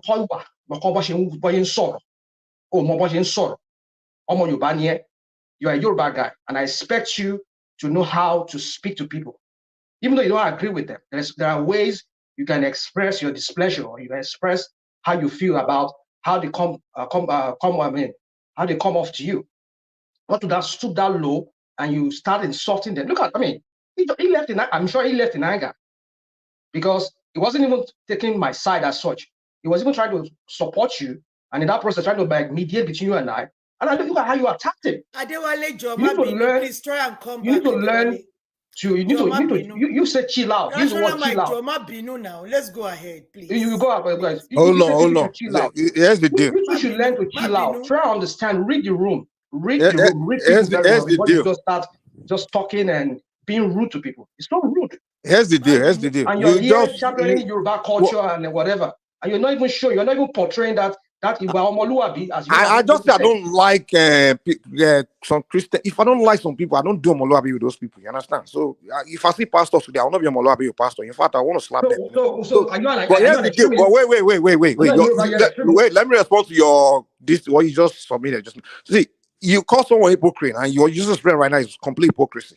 Because you say I'm rude. You came, you shouted on me, call me hypocrite for being Mike. And I said, okay, fine, let me explain it to you. And then he kept going on. And I said, can I respond to you? Insulted me. I was nice enough to even come. And then you kept going on. And I said, I have the floor. Can you stop? Can you just allow me to talk? And he kept shouting on me to keep going. Do you think I'm a punk? You can come here and disrespecting me and I won't disrespect you back. Unless I like you. Okay, if I don't like you, you already know I don't like you. Wait, you already know I don't like you, and you're being rude to me. I expect me not to be rude back to you, and you're calling me rude. You came here rude first, so don't say I just woke up and start attacking. I've never since we've been doing. I've never ever disrespected you until before you disrespect me. I'll respond to your attitude. That's what I do. I respond to people's attitude. That's what I do. With Dewale, he started taking your side. Like criticism. No. What Dewale did, what I got mad at him is he saw when you disrespected me because he's also a Christian. He always want to side with Christians. That's what he did. No, you got to say. Juicy, this is what Dewale did. He was telling me.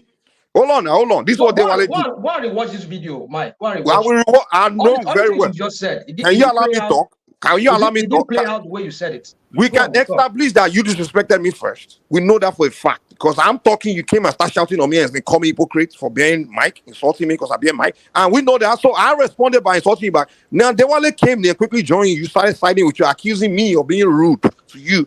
And I'm like, hey, can you stop? Because I don't like that. You know that you started it. He should have at least tell you that you were rude before telling me I'm rude. No, he decided to call me rude and ignore your own attitude. What you did wrong, he didn't tell you anything. That's why I told him, see, you want to be siding with him. And I first told him, can he stop? He kept talking. I told him, shut the fuck up with you, Abi. All right. That was when you should have taken. I was waiting for you to take charge, actually, Dupsy. But I don't know, Mike. What am I supposed to do?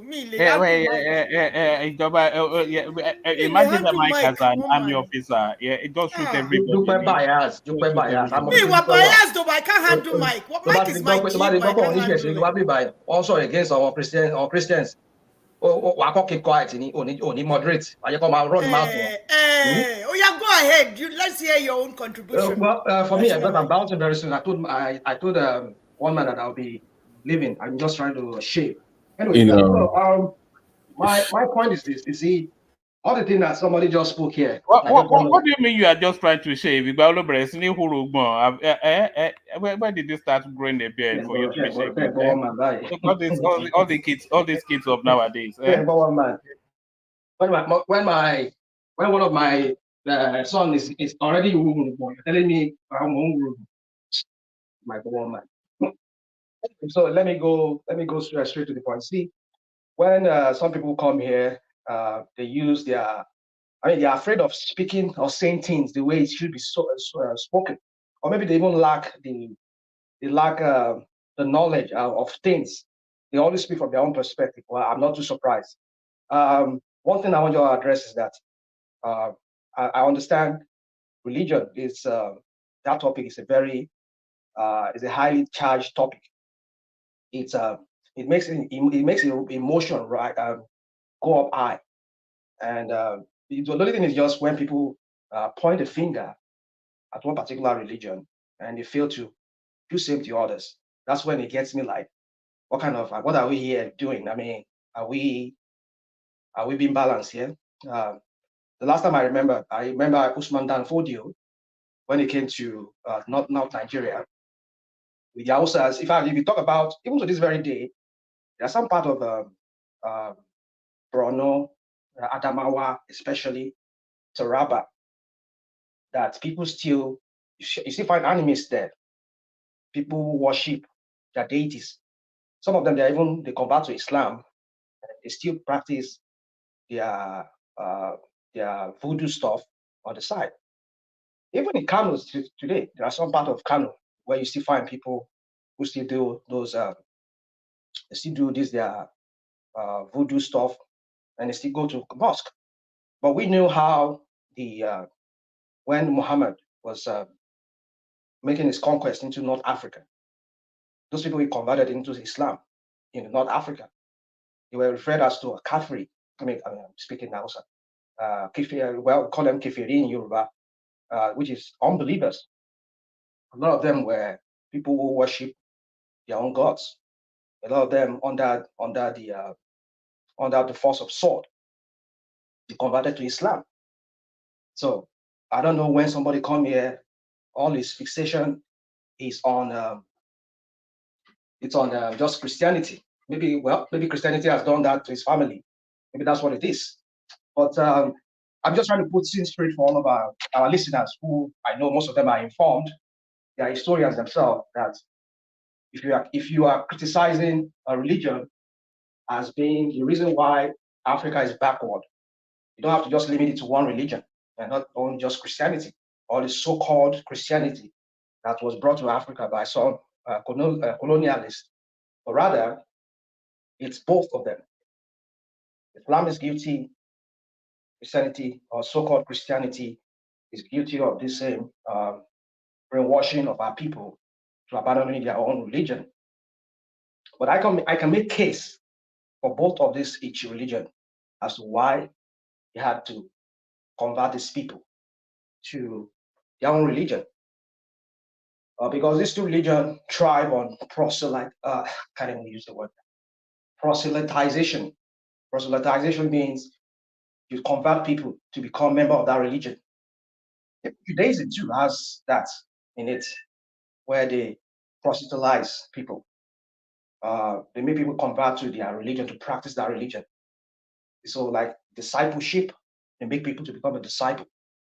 So it's in an inherent thing in them.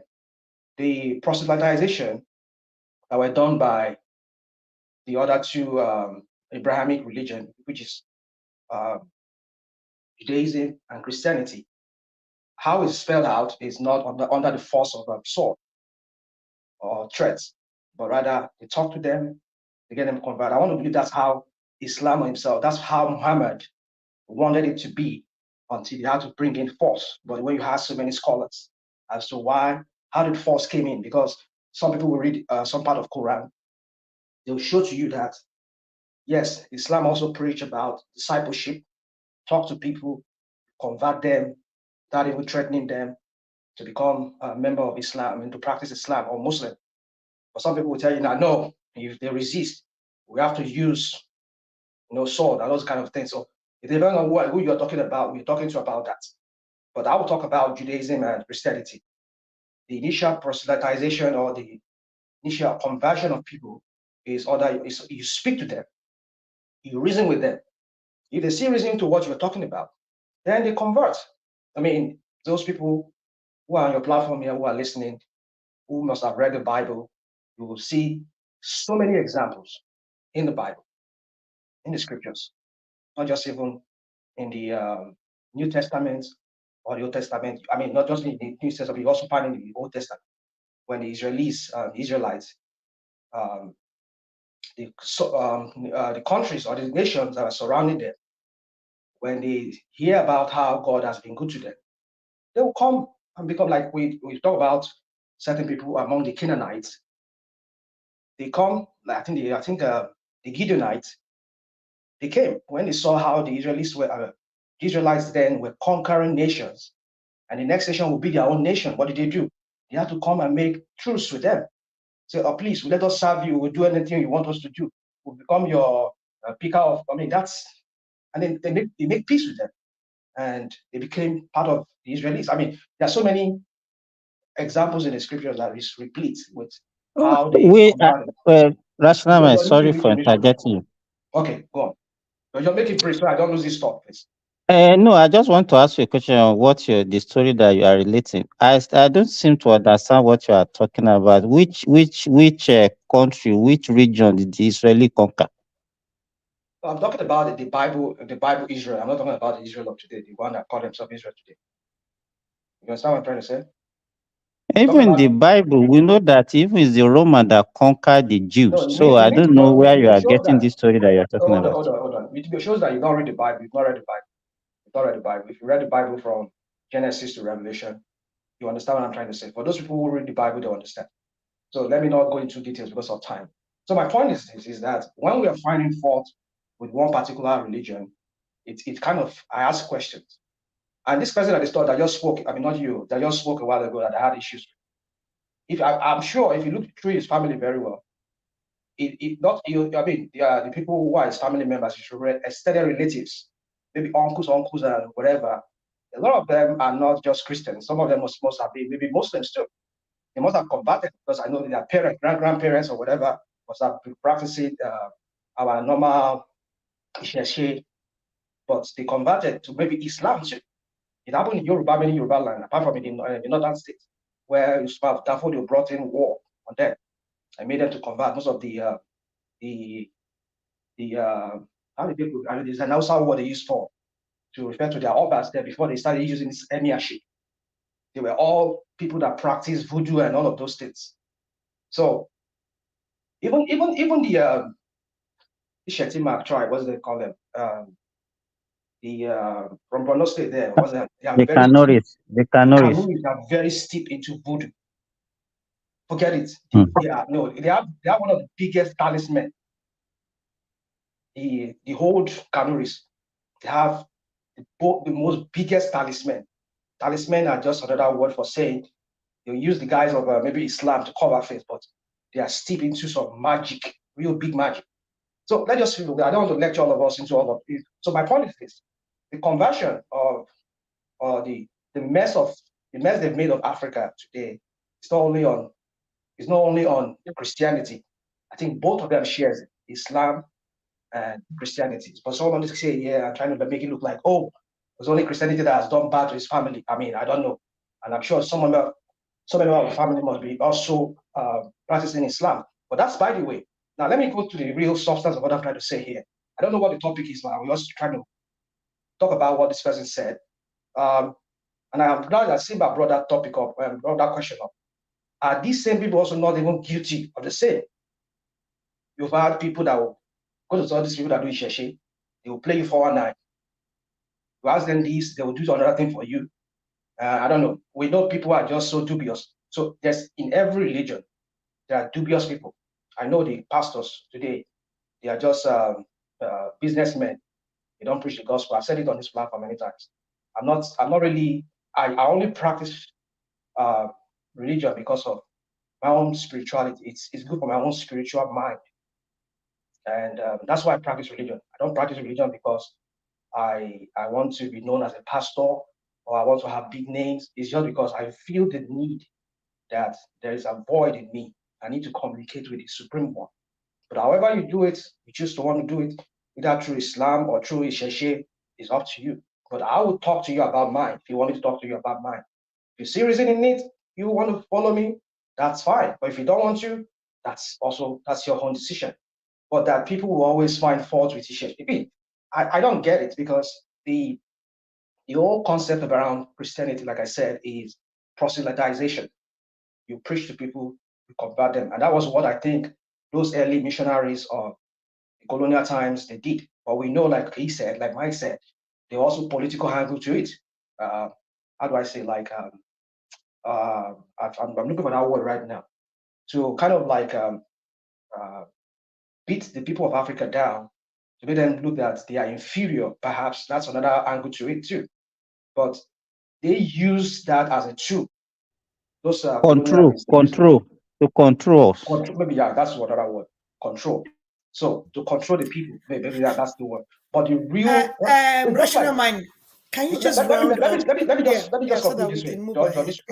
Just like if you heard about the Crusaders, the issue of the Crusaders in Jerusalem, in the old Jerusalem, in the medieval times. Let me use the word the medieval times. You read about that story, how the Crusaders, they left from Europe, they went to Jerusalem, to the Palestine today, to go and fight, to want to restore the kingdom of heavens, as they call it, or the kingdom of God there, or restore Christianity there, as they say.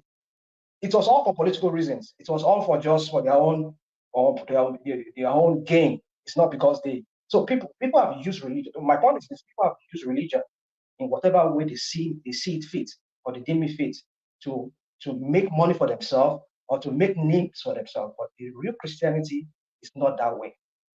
And even in fact, the one who left the religion, or who started the religion himself, said it ahead of time that these people will do this, they will do that. So people are already forewarned. So it's up to you, if you read the Bible very well, to know all of these things. Truly, there are people who would use anything to promote whatever agenda or whatever things they want to do, like the colonialists did. I give that, I see eye and eye with Mike on that. But that sometimes we just need to be balanced when we give submission on things. But I'm sure that we are not all balanced. We're all different in how we see things. So, but let me just leave it at that, so that if there's any question for me, fine. No. There's a guy Femi on the platform. Please, can you just make his submission? Okay, BT, you want? Just a question, just to clarify with Simba, because sorry, apologies, Femi and Dupse.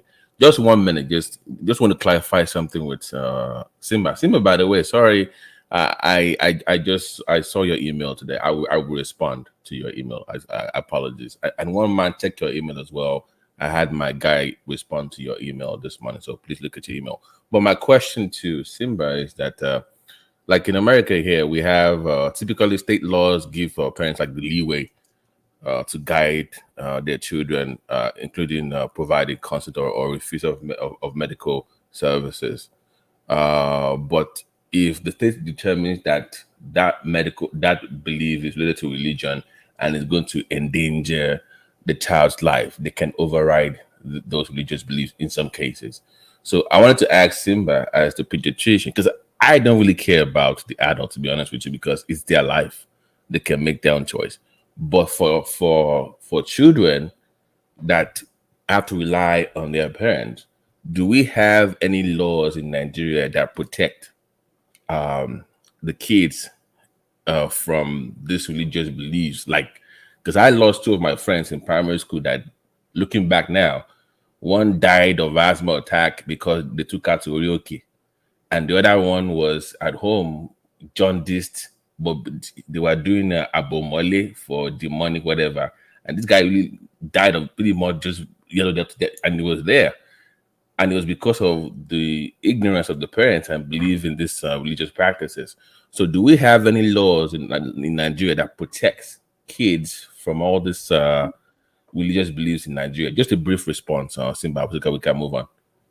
Okay, yes, we have. But the only problem is that the 2 examples that you mentioned, it happens at home. But peradventure, if they bring such a child to the hospital, like the one that had jaundice, and maybe they said they want to do something like an exchange blood transfusion, and the patient refuse. You can actually, most of the big hospitals in Nigeria, we have lawyers that can seek court injunction to restrict the parent from actually taking any decision that can affect the children. Yes, we have done it several times, and I've participated in one. The child was bleeding from the rectum, and the child needed blood, and the parent are Jehovah Witness. They said no, that we shouldn't transfuse. Where we seek court injunction and we transfuse that child. So, but what happened after was that they said they are not going to take that child from us, but the court still restricted them.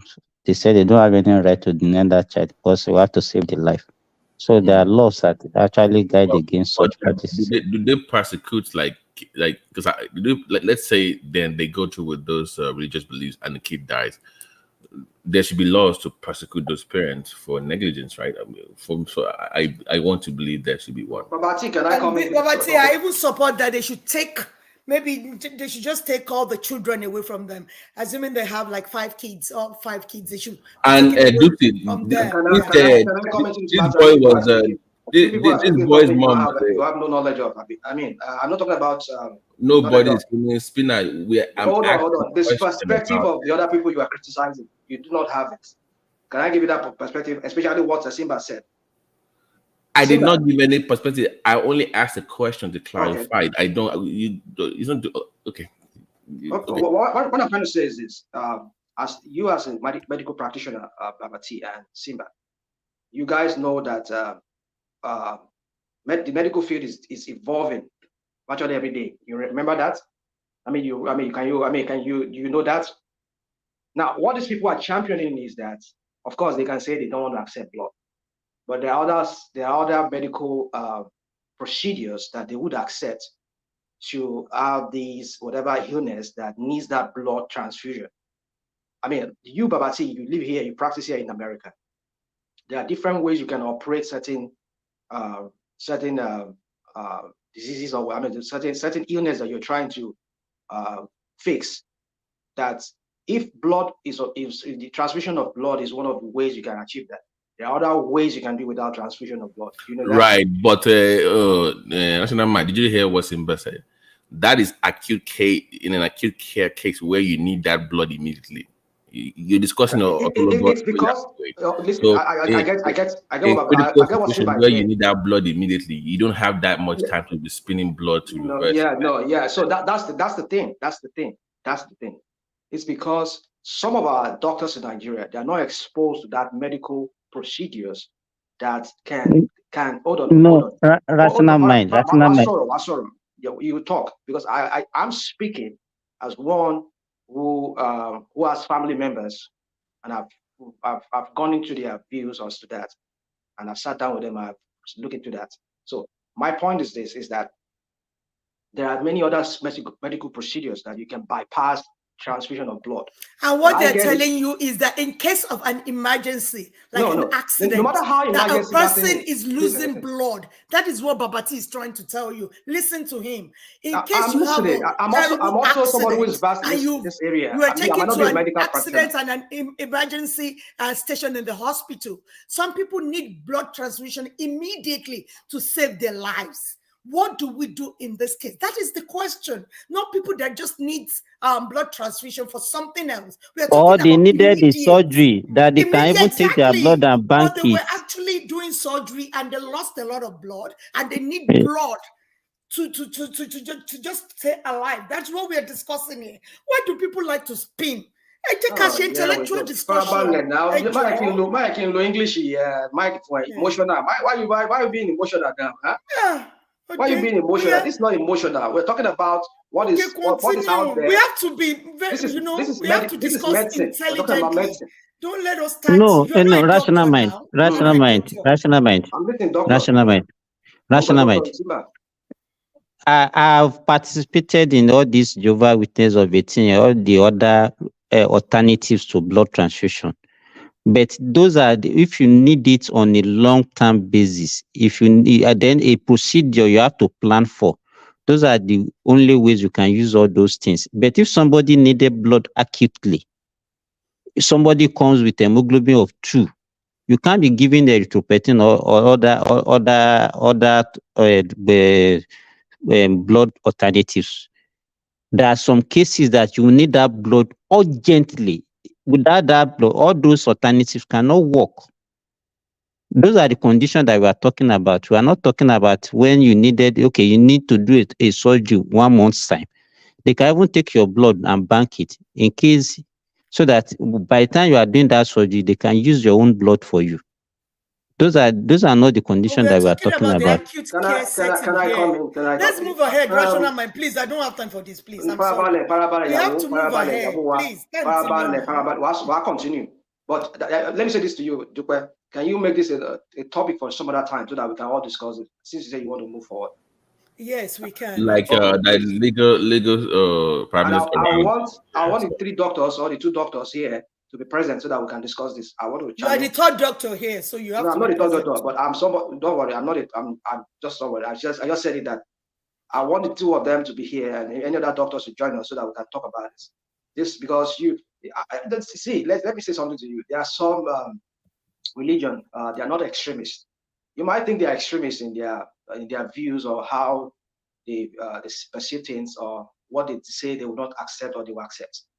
However, it doesn't mean that they want to kill themselves or they want to die or they are martyr, as they call them in English.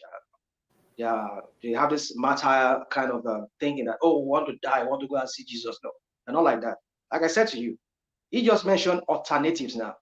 Now, they would accept alternative to save their life. But there is something behind that blood. That's why they said they would not accept it. Even you, Babati, and you, Simba, there's been so many procedures where even blood is applied and people still die. They still die. So I don't know what we're arguing about here. Because we have seen it, but we have saved so many lives with blood also. So what I don't understand your argument. I agree with you on that. But what I'm saying, so Spina, basically the point is, you know about autologous blood transfusion, which, like Simba said, they want it 3 days before surgery. But we're talking about acute critical case. That's the whole argument we're making. And under most laws, you have to prove that your religious belief does not endanger the life of the child. Like, I don't really care about the adults. It is their choice. But I'm discussing kids that don't have the choice. They don't have a say. And they cannot give consent on their own. And when the mom, who is a religious nut, makes these crazy decisions on their behalf and they die, what happens to them? There are so many children that have died because of that now. That's where so many children have died because of that. But thank you, Dusi, for taking your time. Thank you. We'll make this another topic another day. Let's move forward. Yeah, we have to make it a standalone topic because I think there's a conversation to be had there. It's too big to be a side. Okay, yeah, one man, you are a Jehovah's Witness. I've forgotten. Well, by birth, not by practice, but Yeah. So Simba, let me answer the question you asked me earlier about the people. No, let me talk. Who is there? No, that was me. That is me. Sorry, Jare. Oh, sorry. Okay, I've been here for a while. I'm so sorry. I'm so sorry. Please go ahead, please. Femi, can we open up the next topic and then you take the lead on it? No. Let me talk about what I understand, what I love to say. I have already think about it, and I would like to say something about it also. Please go ahead. I would like to talk about Christianity and religion also. That is why I'm here since over an hour and waiting for everybody to finish before I have my own say. Yeah, this is what I am a Christian, and I believe 90% of people on this platform, like I'm talking about people here now. I'm talking about out of the 8 people, 90% are Christian. And hearing people saying that Christianity really affect them, really do this, really do that. Christianity, firstly, is a religion of love and peace. for everybody.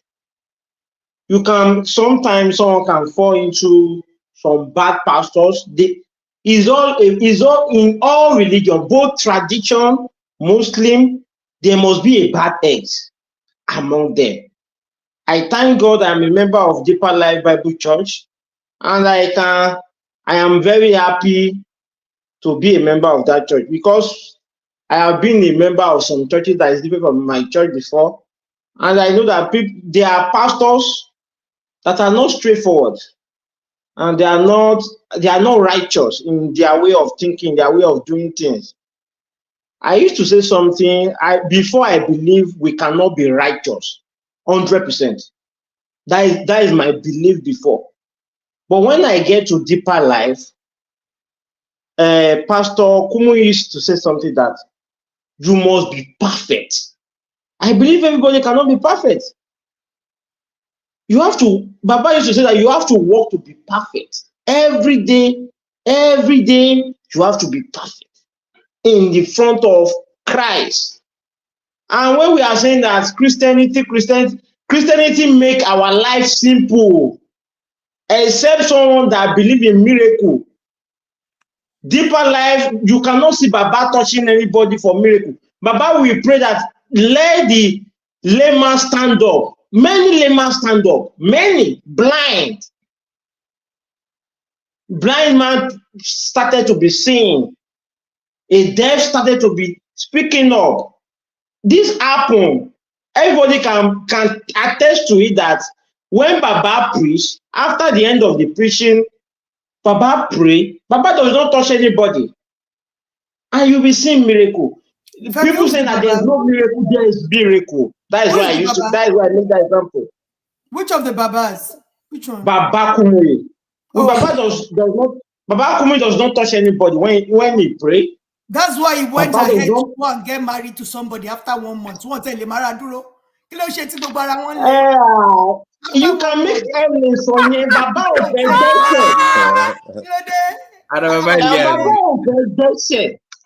that is what really happened. That is what really happened in that case. It's just like Paul gone something to ballet duro ko duro yo to ballet duro ko fayon me. That is the only apart from adultery. He should have shown some respect. That was so disrespectful of him, brother. It's not a month, oh, madam. It's not a month. It's not a month.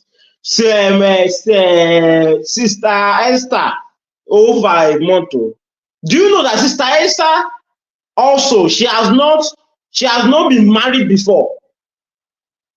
At 62 years old, yes, the woman has not been married before.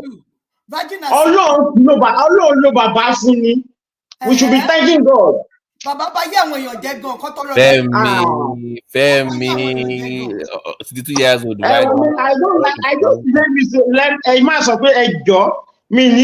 position Baba help life on your wow. Okay. I will ask some people. Yeah, like I'm talking about real Deeper Life. I'm not talking about very Deeper Life. When you have a kid, can I just interject you 1 minute? You continue, my brother. So some people came to this world with the brain that God has given them. They invented something called television. Do you understand? Do you think it's easy to invent something?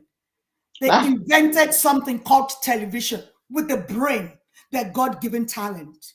And somebody else is staying in one corner and deluding the people that technology called television is akpoti eshu. Me, my version translated in English. Babati can help me, or woman. Akpoti eshu. Do you understand? So that guy standing in one corner, not using his God-given talent, is telling people not to watch that technology that is going to move humanity forward. Ha! My God and my Father. May God. But Sister Madam Domsey, right now, they are using it now. So Femi, that's your defense, Abby. That's your defense. Wait, let me again say let us be frank with each other. many 60% of children today they are not doing fine. I'm talking about academically, is because of exposure to social media, to internet. Ọmọ mi ìgbà tó yẹ kó kàwé when he should be reading is beginning to watching movie. So this does not arguments. That's why Baba said nobody should watch the TV. Because no, but at that time, Baba is trying to culture many people not to go astray. Oh, really? And it is obvious now that people that have access to this phone, to this television, for most people. So, Femi, can I ask you a question? Are you going to ban cell phone too in your church very soon? Because I quotation on because the way you're going now, you're going to ban the cell phone. No, I'm not saying they should ban it. But this is what will happen. Look at sister. Again, so let me land, bro. Because the television back with him, so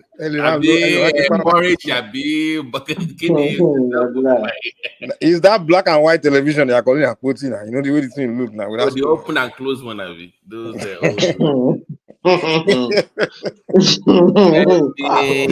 Femi,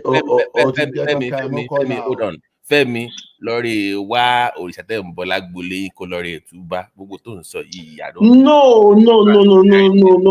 Okay, let us be frank with each other. I just our sort of now this afternoon. When let me say something. Yes, when you train your child in the way of God, like I remember, I will speak about myself. When I was still young, when I was still living with my family, when I later go to school, I went to school then, and people are saying that this something happened in the school and people make a false accusation that I did something. My parents were bold to say that Tayo, he can never do that. He can never. Because they know the type of kids they have. When you born for Christ, you cannot fight for, you cannot be doing something that is against Christ. You will do something in a way of God. And when you have a kid, when you train a kid in a God way, that parent will be happy. That parent will have a peace of mind because he knows. But when you know that your kid is not in a way of God, that does not know God, brother, I can't I've met many people in my life, and I know when you don't know God, there's many things that come through your mind. Can I ask you a quick question? Statistic shows that the people that commit the most crimes are Christians, and in fact, the highest number of people in prison are Christians. How many population are in Christian in the whole world? How many percentage? No, I'm talking about a country where there are even almost 50%. No, how many percentage of Christian in the whole world? No. Percentage of Christian in the whole world, how many? Femi, just a minute. See, Mike, that's a very terrible way and misleading way of using statistics. So you just come and say, oh, percentage. Which country? If a country is made of like 90% Christian or 95%. No, Nigeria is not 90% Christian. So, and they told you that because people are in jail. So now, are you saying if they start convicting all those criminals call themselves bandits, all those people call themselves Boko Haram, are they Christian? So because even if you convict all the Boko Harams, it won't be more than a few thousands. We are talking about. Mike, how did you arrive at that? I'm still telling you that's a terrible way of using statistics. So don't. I'm not using it to make argument now. I'm not. It's not. You can't say I'm using it in a terrible way. I'm just presenting statistics. I'm not using it to. What statistics? Please post the statistics. I'm interested. And how they categorize them. Okay. please post the statistics here. I'm interested. I want to see Yeah, how now you find that Christopher, statistic. the devil pass. Forget that. Even my own personal life experience. Most of my friends are liars and usually more deceptive. Are usually Christians. Even though if you believe that Christians are that devil, I'm interested in that statistic. I don't want to. Do you know why? Do you know why they do that? Do you know why they do that? Because Mike, put the they believe that. Yeah, I'm not. See, it's not a function of whether Christians are the criminals according to what we say now. I'm telling you that what's the percentage of Christians in that particular community? Then, if Christians are mostly represented, then it is likely you have higher number of Christians that will fall within that group. And okay, let me give you to know. Let me use one environment for example. And I keep saying this, and I still maintain Christianity is a way of life. Get this thing right. Now, you can be an accountant. Wait. Most of this transgender stuff going on in the world, it's the Christians are they not the ones pushing it? You can be an accountant. Wait now. You can be an accountant. Over time, your way of life will go alongside of the way of your profession. Let me use this example. Let me use the example. Right? Let me use my life as an example. My father, I was born into Christianity. My father was a Christian until I later discovered my forefathers' ancestral religion before I went back to it. So I will tell you my life when I was a Christian, my life as a practitioner, right? When I was a Christian, economy, I was scamming. I believe that once I commit sin, once I do bad things, if I go to church on Sunday and I ask for forgiveness, my sins were forgiven. So back then, I used to be very comfortable to just do something bad. You understand? And I know once I go to that church and I say, Jesus, forgive me, I believe all those things I've done is gone. So back and now, in my Orisha tradition, literally, there's no forgiveness. Everything I do, I know I have to face the consequence. I'm usually very afraid to do something wrong. I'm usually have to think twice because we know that the deities are watching us and things like that. So I'm not saying I still don't do bad though, but I used to do more bad, even more comfortable to do more bad when I was a Christian than now. So me, I'm a better person now than when I was a Christian. That's what I'm trying to tell you. See, you are changing the narrative. I don't know where exactly you are driving at. I'm telling you that Christianity is a way of life. If you're an accountant and if that's your profession, over time, accounting. No, what do you have to say to what I just told you? That I used to be comfortable doing something bad. If you don't bring statistics, that your topic is dead. I'm not going to argue that one with you. I want to argue fact. I don't want to argue. Do you believe that? Let me make a point. Okay with that. So why is it that let's move on. Let's move on, please. I'm not here to answer what about it. Exactly. So now, if you're an accountant, you have accounting as a way of your life.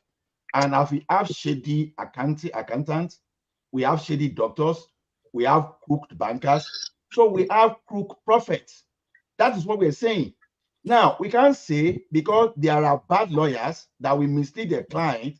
Oh, all of a sudden, I will say, oh, the legal system in Nigeria is the problem of Nigeria. It doesn't work that way. Well, I think you're missing the point. If you look at Dupsy, are you still there? I'm here, one man. All right. Okay, carry on. Check your phone. Okay. So, Mike, so because there are some bad doctors, there are some bad accountants, we can't just use one brush now to paint. Oh, medical, the people in the medical. I keep doing strong man fallacy. Problem. Wait. Now, in Christianity, even before we were born, this thing has been said that even some people will come, oh, in your name we did this one, Lord, and God will say, oh, I do not know you, you the workers of iniquities. Okay, so the thing is this: the advent, the evolution of fake prophet, this thing were far predicted about 2,000 years ago, even before we were born. You're interjecting somebody, and you keep going on and on and on and on. I thought you interjecting. You should see, Mike. You should have respect for other opinions because I will respect your opinion. You're saying like that. You're interjecting. All right, gentlemen. Can we hear from Life is Hard? And then after that, we'll have to move on to another topic because otherwise we just loop around that conversation. Yeah, Life is Hard. Come in, have the final word by way of introducing yourself to the platform. And then if Dupsy is ready for the next topic, then we go to it. Yeah, let's hear from Life is Hard. All right. One man never talk. Oh. Life is not hard.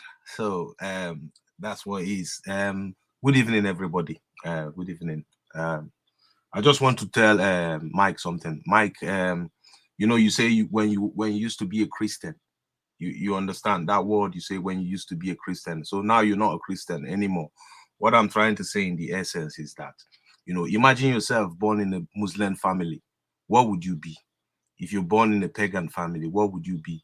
So if you're born in a Christian family, what would you be? So this is the question you have to ask yourself. That doesn't make this religion is just there.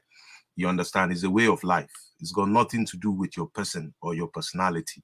So what I'm trying to say in the essence is that, you cannot, like you being Mike now, you cannot change yourself from Mike to another thing or to a rabbit or anything. So religion is there to shape society or to shape people culture in diverse way. But you need to understand that the only thing that is holding we personally black race down till today is all this religion. We need to understand the concept of life, how to be able to progress rather than falling into religion cycles to shape our society.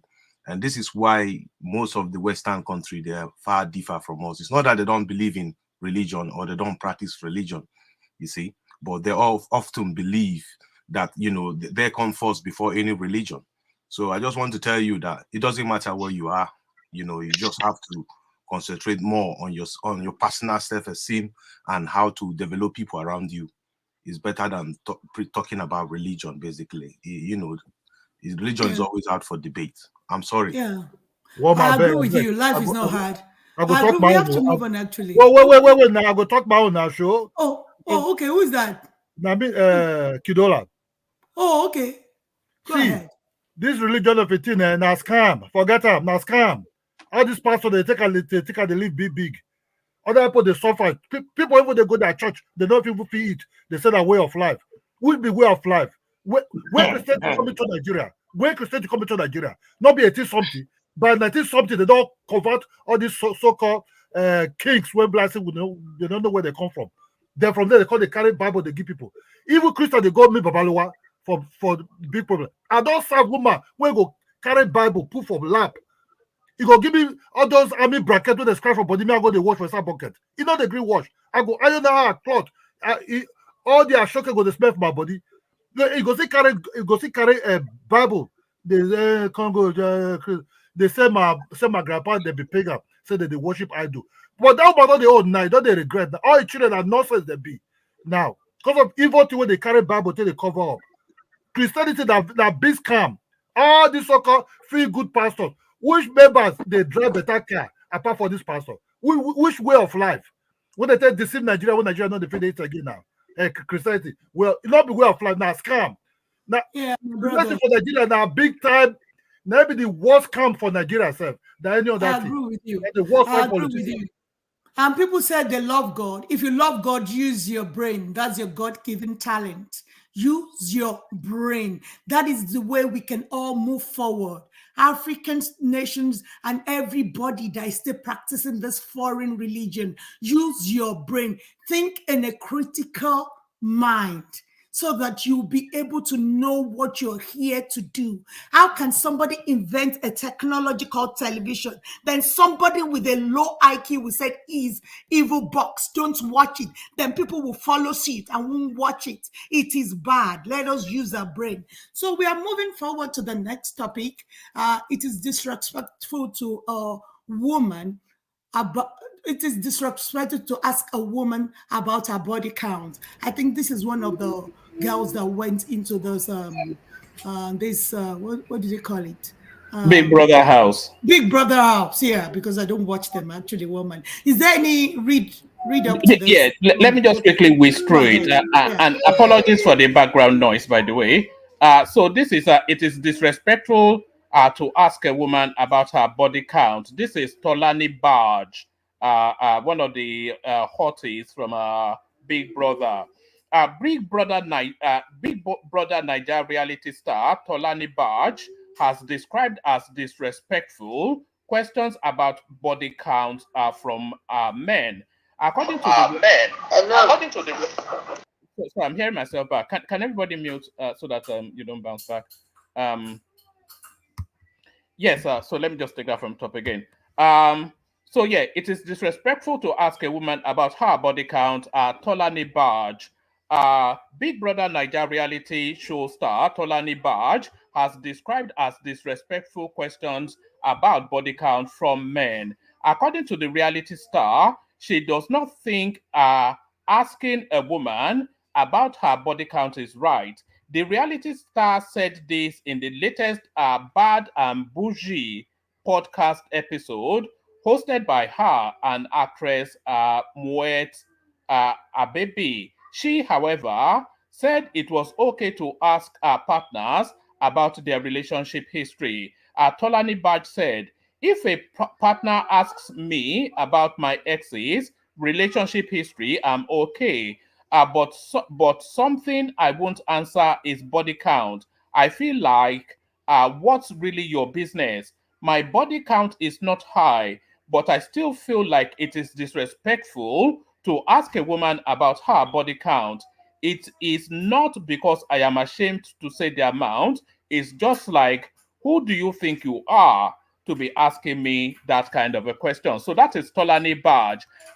Really, for me, if any woman exceeding somewhat probably more than 3 partners before she settles into a marriage, she's for the streets. One man. So where's that coming from? If a woman exists three partners, she's for the street. Where is that coming from? Where did you read that? Is that from the church, from the mosque, or from where? It's from the morality code now, from the So if a woman exceeds, no, yeah, I'm not saying women should be promiscuous. No, that's not my argument, because a lot of men here now, look at what are you saying? No. They want to hear all the negatives from the way. No, that's not what I'm saying. I believe you should hold yourself in high esteem. Be a very confident woman. How can you be confident, actually? It's not even by books. It's by this body count. That is what I believe. So I'm not even preaching that women should, be promiscuous. But why is a man asking in the first place? If you see a woman, you like the woman, she ticks all the boxes that you're looking for. Why asking for a body count, actually? I don't support that. And in the same breath, I'm saying women should know how to, hold themselves. Don't go about, dating men. Even if you go about dating, don't go about going to bed with them. I don't support that as well. Be confident. And that's the way I know that you have to be confident. You walk soon. So that is the way I think women should hold themselves in high esteem. So, but for men, you man that you're asking for a woman's body count, what is your own body count? So that is it's different standards now. Yeah, you know that. Why is it a different standard? Because a man who has slept with plenty of women, they consider him to be a stud. But a woman who has slept with a lot of men, they consider her to be a whore. So different standards. Who is making all those rules? I don't support that. Society. Who is making you guys just want to bring women down. That is it. So, but it's not even good for women, and it's not good for a man too. I've got 3 boys. I'm always telling them that for you to be a great man, for you to be a good man, is not by by your body count. It's by being responsible. And being responsible starts from who do you want to have sex with. Don't just be having random sex. That's the way I teach my boys. Hold yourself in high esteem. Yeah, but men are encouraged to do that so that they have a good enough of an experience of women before they settle down. I don't. Don't have random sex. Go for somebody that you like. If it's not going to work out, it's fine. But don't stop having body count to use that one to pose. Would you rather young men make their mistakes in a marriage or outside of a marriage? Because if they make that mistake within a marriage, then they will continue to multiple marry. But if they what is this mistake, woman? All the learning curves of the different types of women that there are, and then how to handle them.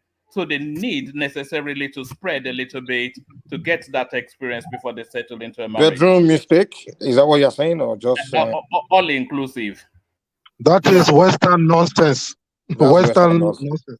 It is. That's Yeah, complete and what nonsense. I want to say before you guys start chiming in is that I want to tell you guys that it's not even good for guys to be having, that a large number of women that they have slept with. Learn how to have great sex with your partner. If you learn how to satisfy your woman, if you learn that with a woman, you're going to stay with that woman for a long time. In a Because marriage, you guys in a don't marriage, even know.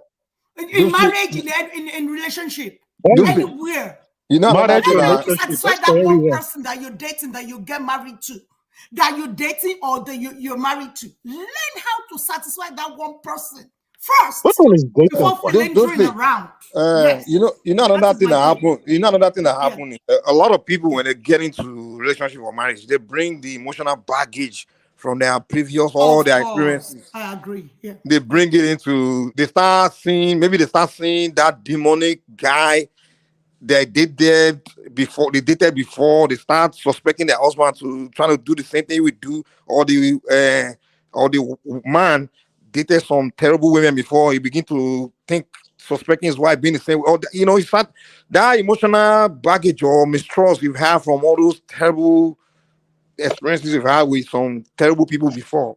You begin to bring it into your marriage and relationship. That's why I think that whole too much dating is not good. To be honest, No it's not dating at all. Plus STD, even STD. exactly even disease, all those things. It's not a good To thing. It's me, not. Men and it's women not. should be It's not virgins even before about dating. for marriage. It's not even about dating. It's just about privacy. You see, one thing is this: when we try to embrace some silly culture, Like dating. depends on how depends on the kind of evil creativity that we are embracing these days. So this what we are seeing is only telling about the consequences, is telling us about the symptom of what is actually underneath. To me, just imagine me going out and start telling people, oh, even going alone, I just marked that lady, I marked this lady, I'm like, all those things are rubbish. All those things are supposed to be private things. But now we are so bold to the extent of even coming online. And it's even irritating that some people are even giving these people some kind of responses. They are asking you, what's your body count? And you start telling them. That is rubbish. See, those are the things that even if they ask you from the first instance, if you ask me such, I just tell you so. Oh, I'll tell the person you are being rude for even asking me, even as a man. Talk less of asking a woman. So as a man, I won't even entertain that. It's total rubbish. You see, for a man, if your body count is less than 10 before you go into a marriage, then maybe you're not yet fully equipped and prepared. And for a woman, if your body count is Where do more, you hear that from, one man? and for a woman, if Western your body mentality. count is more than 3, See, one man, even if the body one count man. is But in the 1,000, Sunday school teacher, even if the body count is 1,000, what I'm still saying is intimacy. When someone is going to a room with a woman, without the person carry the crowd, oh, you put the people from, oh, come and see what I'm doing. Oh. If you are not publicizing what we are doing in your room, why should you not come outside and I should not be telling people? It is arrant nonsense. One man. So if you want to go this way, then all of us can just go nude, just because we want to trend, so that we know that, oh, we are okay, let us be behaving like animals. To me, this thing is so disrespectful. There's no And other way. In shameless. fact, if there's any other way to qualify it. I think life is not hard wants to come in, but life is not hard. I'm not quite sure if we are listening to now woke culture from Dupsy and Ola. So all these are Americanized, westernized woke people. But a man cannot be inexperienced going into a marriage, and a woman cannot be too experienced. That has always been the tradition, and I think that has always Which tradition? Western tradition. They're now doing transgender now.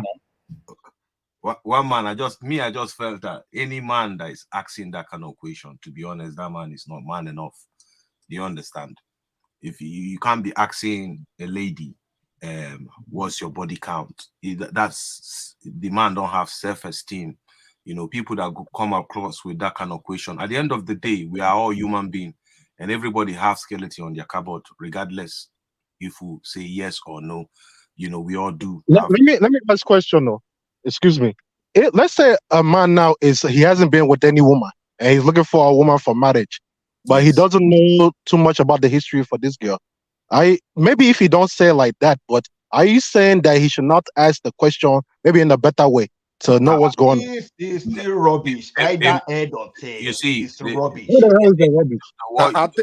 I think trying to know is not wrong, but asking is what is wrong. I think that's what I mean. I say. You're asking people, are you a prostitute? That is exactly what you are asking. You are asking the woman that are you a prostitute? That's another way of asking. So but trying to know. But trying to know if she's a prostitute, there's nothing wrong with that. But asking her if she's a prostitute, there's something definitely wrong with that. Yeah, one at a time. But let me tell you one man. Are you saying that you don't want to know how experienced your partner is? Because whether we like it or not, men have this innate insecurity, especially they want to be the best experience that woman that they're with has ever had. And the more experience that woman, the more experience that woman has had, the more that festers into that innermost thought of just has she experienced better, and that's all about the body count. And it's why would a woman even have more than 3 body counts anyway? What she have more than one? One man. One man because you disappoint her. What if the woman lied to you? What will you say? No, you but have, one you man. have a way of verifying. Can I say something? Hold on, Ola. Let's have one voice. Let's have a. Duke, are you there? By the way, let's have a. Is it August Cyrus? And then I will take it. Yeah, go on. Yeah, you see, all this stuff we're talking now. This is how the African society will all collapse. The whole thing will collapse. These things we're talking about now, dating, and a woman should have at least 2 partners. A man should have at least something partners. All this stuff is on African and to us. We shouldn't be. A man should be a virgin before marriage. A woman should be a virgin before marriage. That's how the culture. That's how we maintain our culture all the way up to this point. And now we're infusing all this Western stuff because, of course, the African person, the black person, will take all the bad from the West and then leave all the good. Now we're talking about body count and all this other stuff. It's just straight marriage. Not even the dating stuff we're talking now is complete rubbish. It should only be marriage. So this stuff, if we continue like this, it's going to mess up our whole society now. Why would my daughter be dating anybody? Why would I allow my son to be dating anybody? It's straight marriage, and that is it. And it's working for people. It's working for the Arabs. It's working for the Indians. But we want to imitate the Westerners. Don't let them deceive you. It's not good to ask. But time will tell. If the woman a person don't they do before don't they do some kind of bad rubbish, time will tell when you climb them.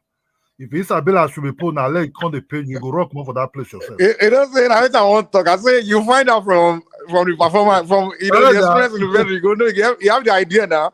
But how experienced she is, you don't need to be asking. Just meet in the bedroom, you find out. When you go say, why you didn't call me anymore? You go say, I was just so busy. That's why I didn't call you. Look, men when they run for women, not because they don't like the women, but now what did they enter see?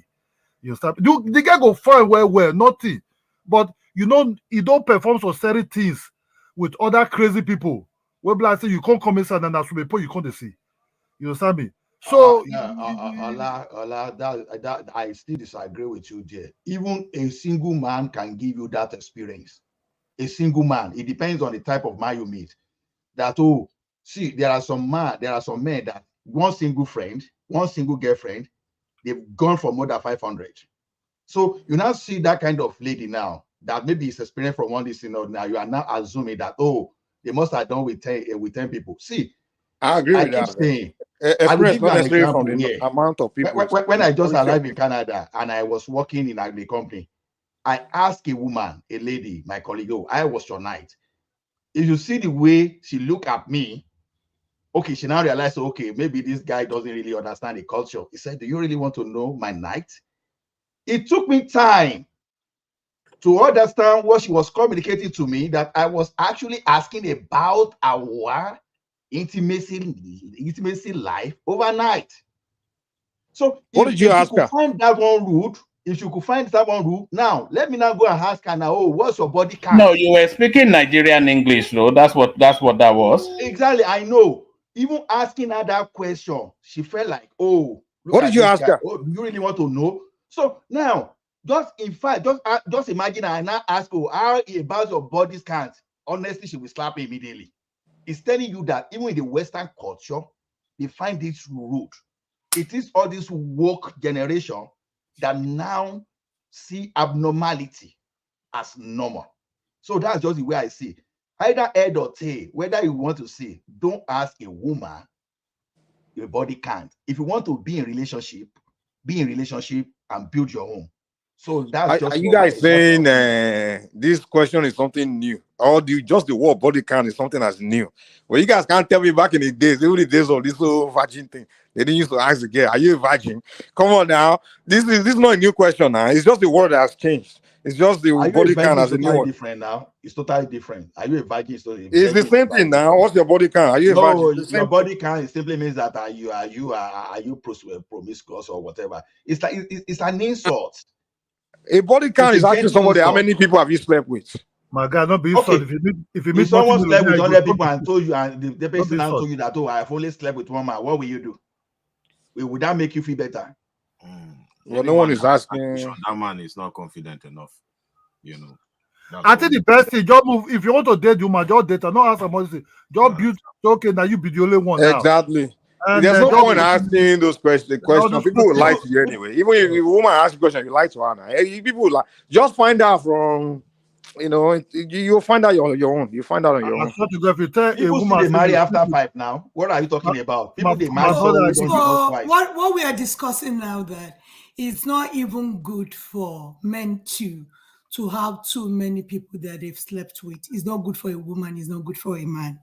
So men, I'm talking to you this morning that you should learn how to have great sex with your partner. Stop distributing your stuffs around.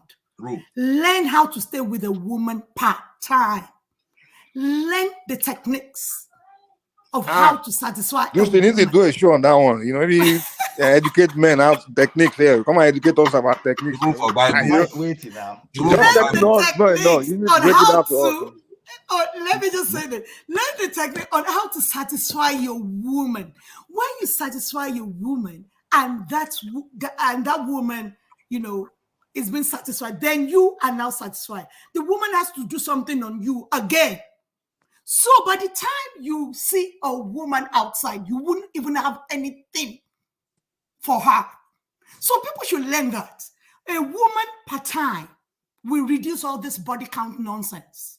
So it's because a man is not satisfied. A woman is not satisfied with their partner. That's why they're philandering around.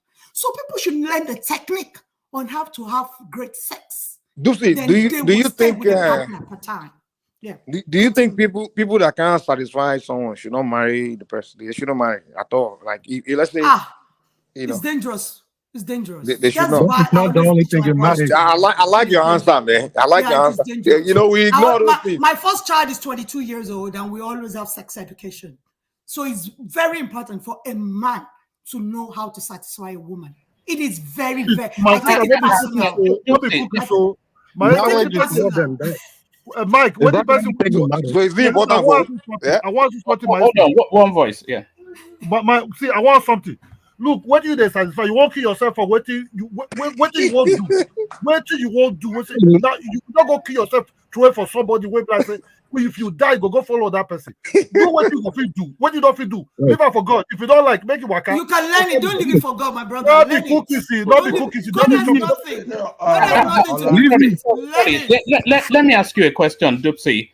What is more important? If you are compatible in all ways, apart from in the bedroom antics, can you still be in a meaningful relationship? Yeah, you can if you're learn not compatible physically in willing. bedroom antics. Yeah, you can learn it. You can learn it. Yes. You can't learn it. What if the man is not equipped sufficiently enough physically to you mean the down below? It doesn't matter. Yeah, yes. Actually. If it's not that doesn't matter. of the sufficient, it doesn't have anything to do with it. Yeah. It doesn't. A lot of people don't know that. Where will you learn it, Dupsy? You say you can learn it. Where will you learn it? Therapists. You can learn it through sex therapists. There are a lot of podcasts relating to that. People don't listen to the good stuff on the internet. That's why they're saying Shuni. There are loads of educative programs on that. People can learn it through a sex therapist. You can learn it through different sex. You learn it differently, or you learn it with your partner. No. Maybe you're saying in case your partner doesn't know how to go about it. So go through a professional. That's the argument here. Do see, not everybody can learn to be Ronaldo. Sorry. Do you know that in some cultures, and I think even in Arab cultures, but certainly in some cultures, when a boy hits puberty, they hire a professional for him to break his dog. To if you get my meaning. Yeah, I get you, woman. Maybe that's the way but you don't necessarily have to practice it. You can. Do you need to do that because you see them doing it? You can learn it, woman. That's what I'm saying. So if you say that you have somebody that ticks all your boxes, but that's just one side is important too. So what are we? This thing is innate. You don't need to learn it now. It's innate. It's innate. People don't know. Don't say that, oh, Simba. Some people don't know. Dusi, at what age? Don't say that, oh. Dusi, you say you teach your kids. At what age you start teaching your kids? Yeah, I started teaching my first child at the age of 15. What about your daughter? Child. No, I don't have one. If you had a daughter, no wonder you're talking like you don't have a daughter. I don't so know. If you had a daughter, at what age did you? So those that don't know what I have daughter, what age should we start teaching our daughter how to satisfy a man? You know? I think it's more important for men to know first because women will react to you. Okay, I always tell people they laugh. My husband knows the anatomy of my down below. Do you understand? So maybe if men touch the right places, that woman is not a log of wood. She will actually react to you widely like a wild cat. You said we should also teach women how to. You say both men and women have to learn to satisfy both men and women, but I think that. But you're only emphasizing teaching men. You're not talking about teaching women. That's what I'm saying. I say, and I'm saying again that maybe women, you can teach them as well. They shouldn't teach them. A man knows the right. Mike, now the beginning, you go let that. She focus on men satisfying women, but she's not talking about women. She's not focusing on women satisfying men. A woman will react to you. It's an when life going to go on there, so it's only woman that should be satisfied. A woman will react to you. If you start teaching your children, is what they will go and practicalize it. It doesn't matter. It doesn't matter if he wants to practice, but he knows that is one partner per time. And then you start counting the body count. Sorry. Partner per time. That is the discussion. Sorry, Simba. Dupsy, Fatai is here. Well, I'm not sure if the topic is too adult for Fatai.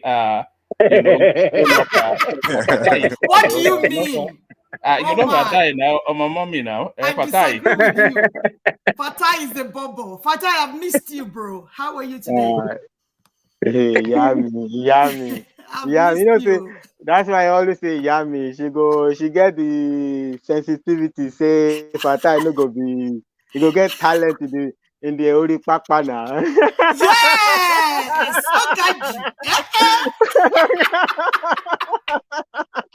I agree with you. Fatai, educate us, Jare. Educate us. Mama, don't be playing, Don't be playing, Are you playing me, Mama? You know you are Jebota people now. Jebota. Mama, don't be playing me along. Dupsy baby, who are these old cargoes now that you are giving sex education? I have to, people like Mike. I have to educate people like Mike and Simba. People like Mike and Simba, I have to educate them. That's too old. Continue, my brother.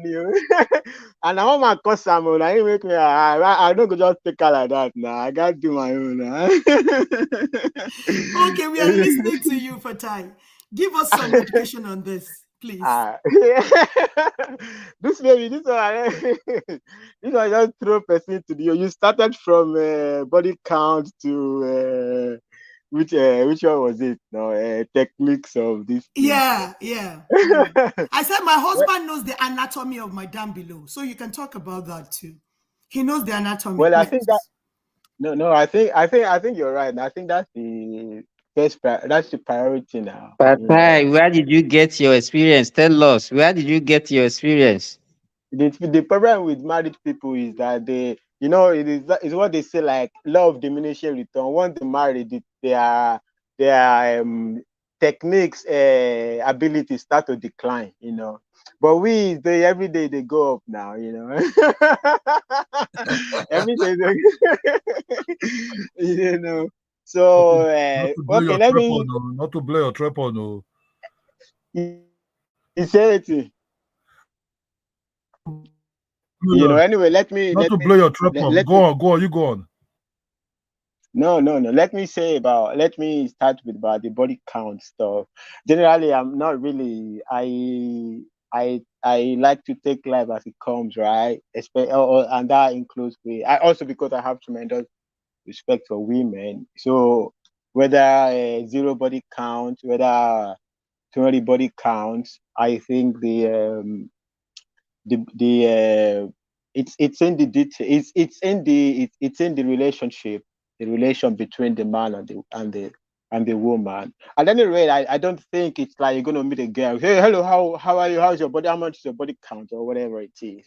I think if the conversation goes there, I'm not going to die because I heard that somebody has how many body counts. It's not going to kill me.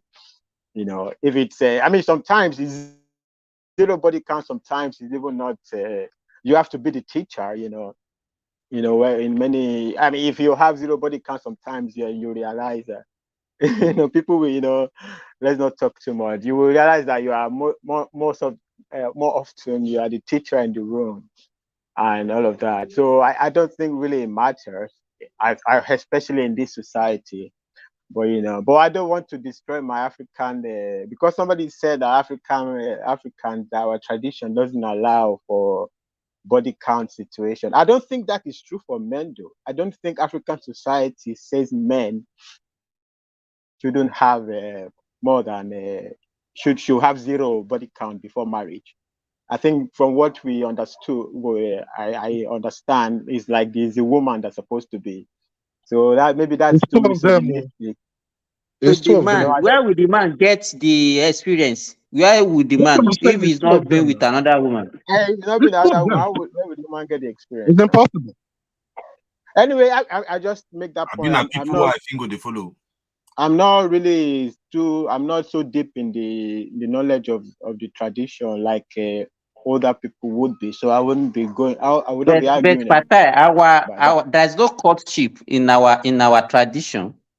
There's no courtship, and courtship actually encourages all these things that we are talking about. There's nothing like courtship in our tradition, and there are so many other traditions that doesn't encourage courtship. Also, courtship. I think it depends, brother.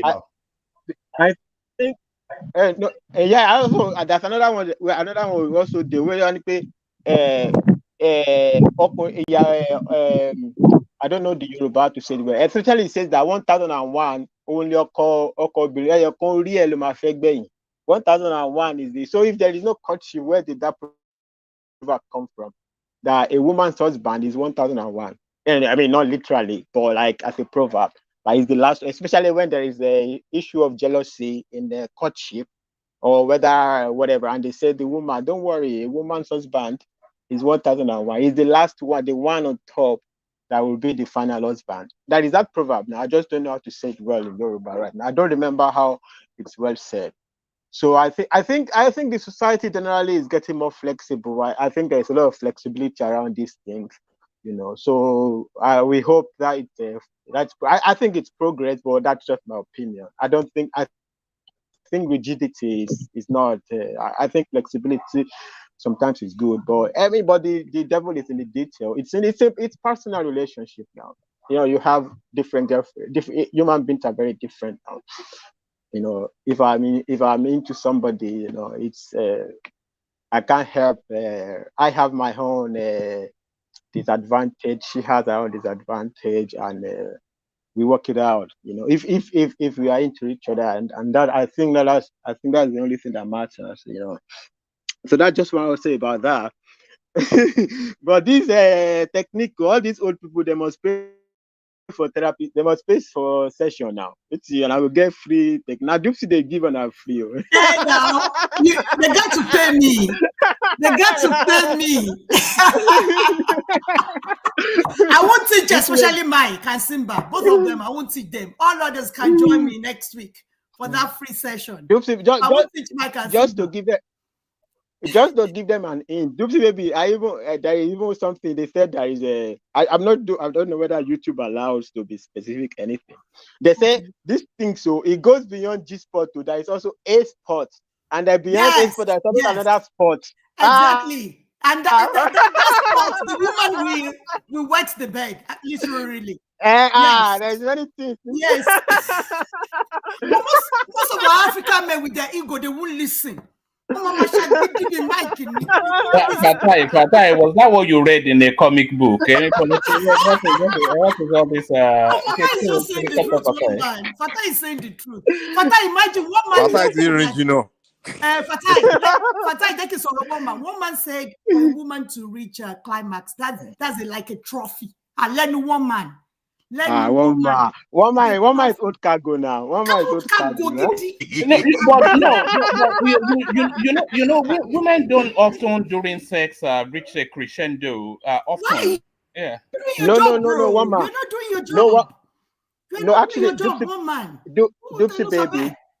Dupsy baby. Actually, the problem is there is a debate. What the woman orgasm, right? Is a debate, but the point is the women have many orgasms during the sexual whatever. If it's appropriate situation, it's not one orgasm that's possible for a woman. Even in a 5 minutes encounter. Exactly. It's not one. Women have six different orgasms. Yeah. Fatai, listen to him, Mike. And they have to have every night. If one is missing, you're in trouble. It's not compulsory. One is okay per night. Rodney, he must complete 6. Okay. That man will not rest. You don't give her that 6, man. No. You learn how to just touch her. Even within 5 minutes, just like Fatai said, she can actually. If you only give her 5, no dinner for you. That's a lie. My point one.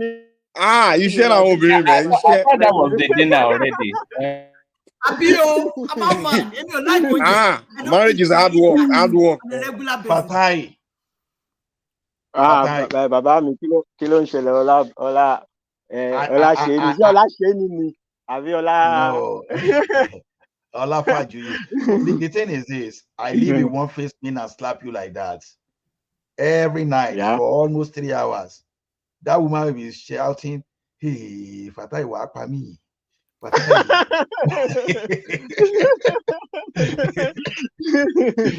I just want to ask whether na you.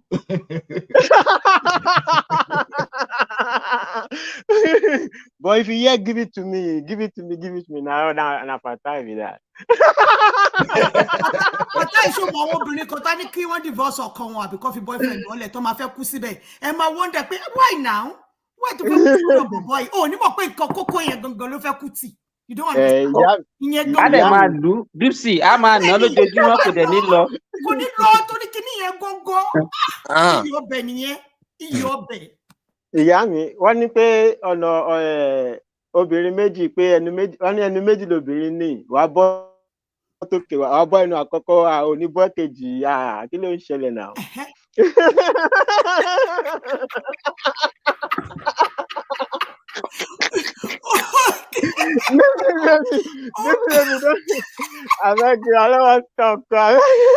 Thank you so much for time for spicing our discussion this morning, because these old men, people like Mike and Simba, won't get bad. Old men like them, and one man won't get bad. Thank you for coming. But my code that be Jagboro. My code, you only my code pa. My code team owo yi. My code ti lera ju.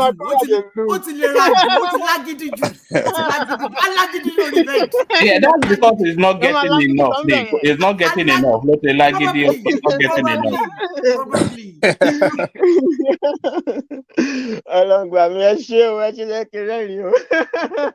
Thank you so much, my brother. Thank you so much. Lucy, do you want to do the Adeboye clip, or have you had Okay, let's quickly do that for the next 10 minutes so that we can round off. Yeah, in the next 10 minutes. Yeah. All right. Thank you. All right. Thank you. Thank you, Fatai. Wait for this one. Wait for this one, Fatai. Okay. Years ago, this man, I was invited to Colorado in America in January. I don't like cold weather at all. So I said to my father, I'm going to Colorado. While I am there, suspend winter. It's 100 niggas in the spot. Throughout the days I was there, people were wearing t-shirts. What? In January. He pushed away the winter, brought in summer. I boarded the plane. Continue. At 5 p.m. to travel back to Nigeria. 2 hours after I left, all the snow that had been hanging in the air began to fall. Yeah! Jesus! Jesus! Now why we they call him God?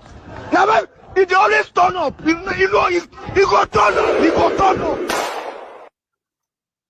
Baba na go to great of all time. Great of all time. Made all his money. Okay, so people should be careful because you see, when people are getting older, delusion of their mind comes to play. Lucy, our love, for the opportunity at the Asokini, you are the moderator. Yes, now I have to talk first. Before you guys come in, you have to talk first. So I think Baba is now having dementia. He's deluded. He says things that are not real. He says things that are not true. He lies a lot. He's a pathological liar. So I think we should be careful in the way we criticize him because he's an elderly man. Remember, all of us are going to grow old by God's grace. So I think it's just not okay any longer. He just says things as it comes to his mind. Doesn't mean it's the reality. So we have to be careful in the way we criticize him. So who is going to go first? Is it you, Simba, or Woman? Woman, do you have anything to say to this? Woman is not here. Okay, Simba, go ahead.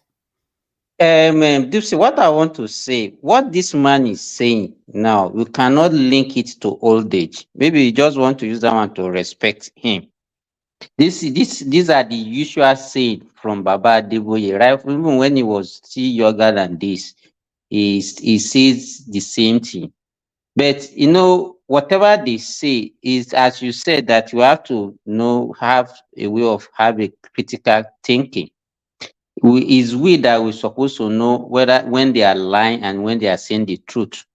How can somebody be telling me that he said he talked to his father? Maybe that means he talked to God, and God suspended winter in January. Yeah, but you should be able to know what that's called in psychiatry.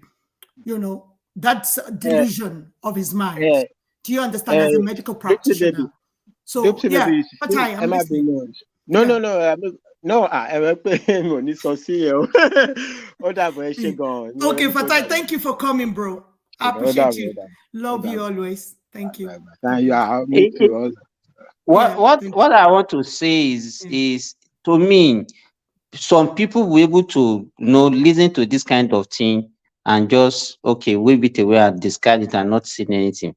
But what about people that cannot actually believe them, that will believe this kind of things? You understand? And if it's coming from such a respected man like this, if it's coming from some other people that are not even up to this, they will believe them. You understand? So to me, is part of the thing that we have been saying since morning, that there are certain things that we should not be coming out from. Because when you look at Baba Adeboye, he's one of the leaders that we have in Nigeria. And if he says this kind of thing, then what will become of our youth? What do we want our youth to believe? What kind of things are we teaching them? To lie? So it goes a long way. We should not be encouraging this kind of thing in our society. But Yeah, at the end I of the think day, that's why we should you educate still see people more. some Yeah, people we should educate people defending more. this kind of saying, which to me, I don't think is actually very good for our society. Simba, you should know Yeah, Nigerians now. Nigerians, okay. they like listening to lies. They are literally addicted to lies to the point where if you get around Nigerians and start telling them the truth, they will even want to kill you, want to lynch you. Because you have to lie for them to enjoy you, enjoy your So he knows the people very well. That's why he stood in front of them and told them obvious lies, and they will clap for him. So that is the people, man. Mike, I think the man believes his lies as well. That's why I said there's some psychiatric issue that is going on here. He believes it too. You know, he's so deluded that he can say that he's having tea with God.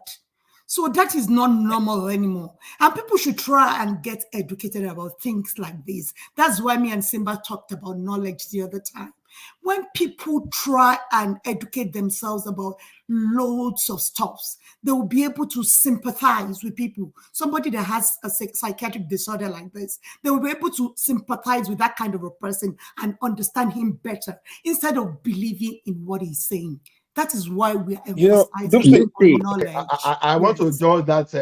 I want to join those psychiatric patients, and as someone that lived in the village.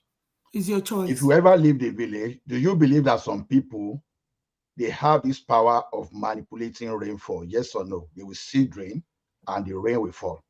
I don't. I'm not in the faith, so I don't. Ọmọ Èkó ni wọ dúpẹ́ náà, ìwọ ò gbélé. Well, no pastors, no pastors. I know, wait now, Mike. Do you believe that, Mike? Hey, but Ola, so you want to tell us that somebody can suspend at least I've heard from Dupe. Let me hear from Mike. Let me hear from Mike. Mike, do you believe in that? Let me ask you. No pastors, no pastors. No, wait. Not through Christianity. It's impossible. First of all, do you believe it? Rain? I only Shango, yeah. Only Shango without you. Okay, yeah. So if some people have power based on your own tradition, that they can see rain and rain will fall, how come you don't believe alternative power to that? No, we have to see it's a lie. No. First of all, no one can do snow. No, are you saying the traditional one you believe is a lie? No. Listen. We know that Shango in nature, yeah, and it's more of science kind of thing. You understand? Okay. In Shango, so Shango is ritual, and we all know Shango in nature. Yeah, of course. His energy has to do with the rainfall and things like that. We get that, but there's nothing in nature that say something about snow, or even in your Bible that say this deity here walk with snow or anything. There's nothing. He's just telling you that, just saying it out of thin air. Like me, I can't tell you that Oshun can stop the rain, or I can't tell you that Ogun can stop the rain. I can't do that, or say Ogun person can. No, we all know Shango has something to do with rainfall. You understand? And so those that are into the science of Shango, yeah, they know some ritual things that they do, that they use to hold rainfall within that certain spots, not the entire world, though, within certain spots where they put that where they put that thing within that spot. Yeah, rain, the cloud. Ola, those people that you are talking about in the village, can they bring rain during dry season? They know when they do all these things now. They can't try during dry season. Does that matter? Whether it is it matters. It matters. Why are they targeting when they wait now? You know it matters. Okay, look at the post. Look at what Kulata just posted now. That Colorado weather can be erratic. You understand? So maybe he went there. It was a coincidence. He didn't inform us that before he left Nigeria at that time. Okay, I'm going to Colorado and I'm going to suspend winter when I get to Colorado. It was an aftermath that he's just telling us now. Maybe it's just a coincidence and want to claim it as if he has the power to do it. Okay, Simba, listen to my own verse of story. You want to do party in a Luoke, and all of a sudden you see rain start falling, and people will go to all those people that can. Is it during rainy season or during dry season?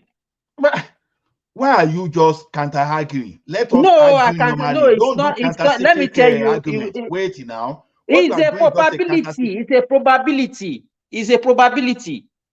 Okay, I don't hear you. Shall you let me say my own now? The Then question say is, it. it's a probability, not once, not twice, not thrice, several times. That rain will be falling, and people will go to those people that don't know how to manipulate, and they will stop it. And you are still saying it's probability.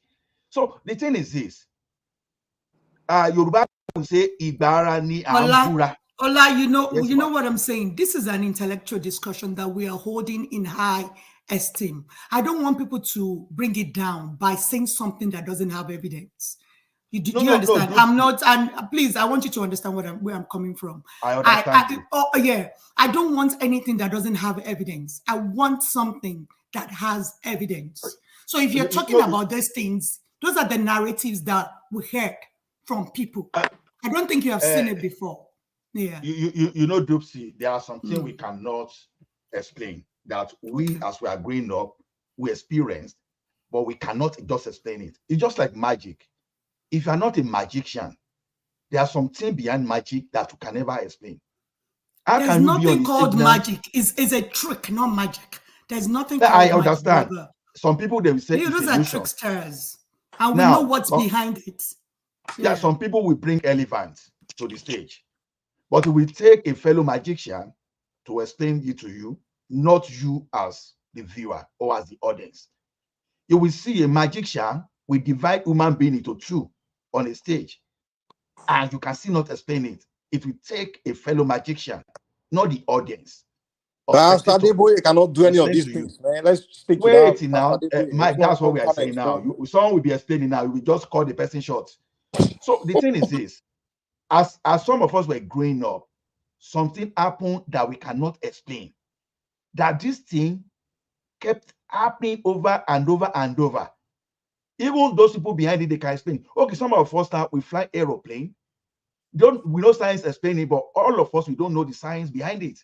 It takes the people in the aviation industry to explain to you.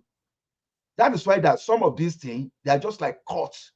You understand that those people within the circle they can explain. Not everyone will be able to explain. How can I explain some medical terminology now if Simba is not explaining to me or Babati is not explaining? I can only talk of my own or what happened. So what I'm saying is this: the one that Simba was doing counter-cyclic argument is this. Yoruba will tell you, say, Ibara Lambura, you don't do what is not that doesn't go with the season you are. Because you know normally during the dry season, nobody is trying to disrupt your party with rainfall.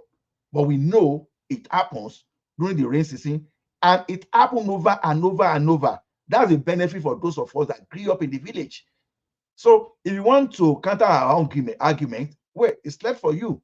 But what I'm saying is this: if there are powers from the traditional side, because a person like Mike now is talking from the two sides of the mouth, you believe that traditionally this can happen, but you believe that the one you don't understand that it can never happen.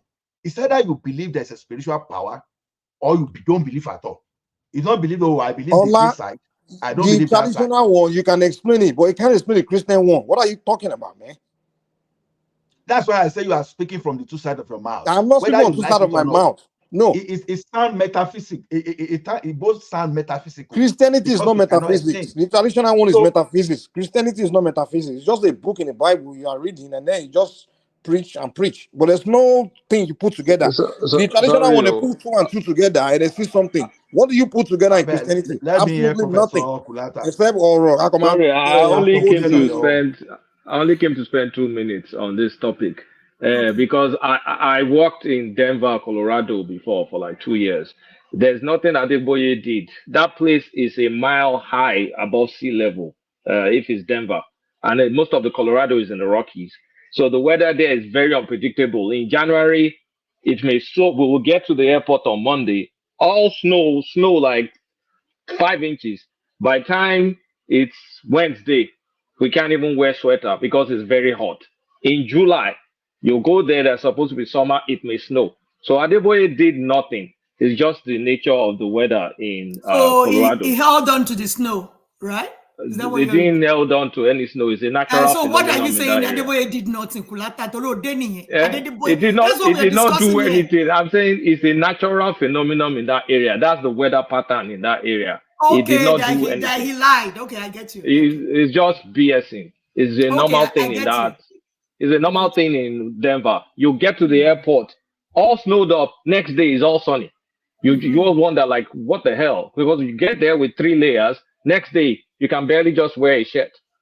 So it's just how what happens in Colorado. So You know, another city that's like that is Houston, Texas. That's another city that's like that, where in the morning they will have hot weather, in the evening, in the afternoon maybe cold. It's just the weather just changes within one day. It can change 3 times. Yeah. So there's certain part of US where you experience those things. But when pastors see for the first time, you say, "Oh, it's because of me." Yeah, that's the thing. That's why I can't go to church anymore, because when they start saying everything all they say, these they'll say things, it's because of them. It's Jesus. it's just nonsense. It's nonsense. It happens It's psychiatric regularly. disorder. They're all sick. Let's hear from Mr. Alexander Kulata. Just 1 minute, please. Folks, how are you? Yoruba people say, pardon my accent, you know, if you guys don't, please, I beg. I've been around for too long for me not to know that thing is. If you go to Eweland in Togo, Ghana, if you go to some parts of Ekiti and Ondo and Badagry especially, you know that some things happen in the spiritual world that you cannot explain. And like I was telling you, Dupe, and you responded sarcastically. I have seen 1973, Lagos, Surulere, Ogulano Drive, where an Afa, it was raining. I was sitting down next to my mother. It was raining. We're at a wedding. It was raining. It was a Muslim wedding. I sat next to my mother. It was raining, and the Afa looked up and said 1 or 2 things. And within 3 minutes, the rain stopped. And 3 minutes, 4 minutes away from us, it was raining. And where we were, it wasn't raining. And believe me, 73, my Yoruba wasn't very good. And I was very English at the time. So I'm telling you, things happen that one cannot explain. So we shouldn't poo-poo that. So that's why I called. I don't know this Adeboye that Dupe is trying to label as being delusional. It might be going through early Alzheimer's. I don't know. I haven't done an evaluation. That's my area speciality. I don't follow him because I think that Christianity has been badly monetized, and everybody's if Adeboye can own 2-3 private jets, then what are we talking about? So that's why I called in. I'm not interested in this sex thing. I can't get into that. On the first issue we're talking about, this Christianity thing, it's indoctrination. It's a brainwash kind of thing. People have been brainwashed to believe that when they are sick and they can go to a man of God and they can be cured. I suffered from it personally because I lost the most beloved person I've ever met in my life, my sister, who had a PhD and was a first-class student, and she believed that Christ could save her, and she refused chemo and radiation, and she died in the process. It hurts to say it, but it's a mindset. It's a brainwash thing. We as Africans are just caught like that. I don't know where we got that indoctrination from. It's unfortunate, but that's who we are. We can come to United States or Europe or wherever you are and start changing your mindset because you see the way the Oyibo man is behaving. We are not Oyibo people. Some of us were born and raised in Africa, and we are Africans by very nature. So certain things are peculiar to us. So that's why I called in, Dukwe. Thank you for having me. Thank you so much, sir. Thanks so much. We really appreciate your contribution. Thank you. All right. So, to round up, Adeboye just experienced something that's natural, that happens in that space. So he's attributing it to Jesus or whatever. It's just him being ignorant. It's also one of the reasons why it's difficult for learned people to sit in church because they say all this stuff that everybody, if you know the explanation of those things, you'll just be shaking your head like, why am I here? Just, I mean, dumping. It's like people go to church and you have to almost consciously dump yourself down when they start saying things like it's because of demon. I think the last time I went to a redeemed church was when I was there and someone said Hurricane Katrina. I think that's the one that happened in Houston, right?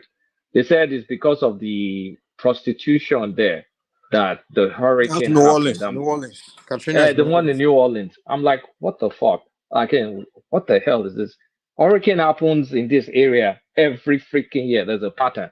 So what does prostitution have to do with anything? So this religion of a thing, it's a personal thing. I get it. This organized religion it's a lot of time.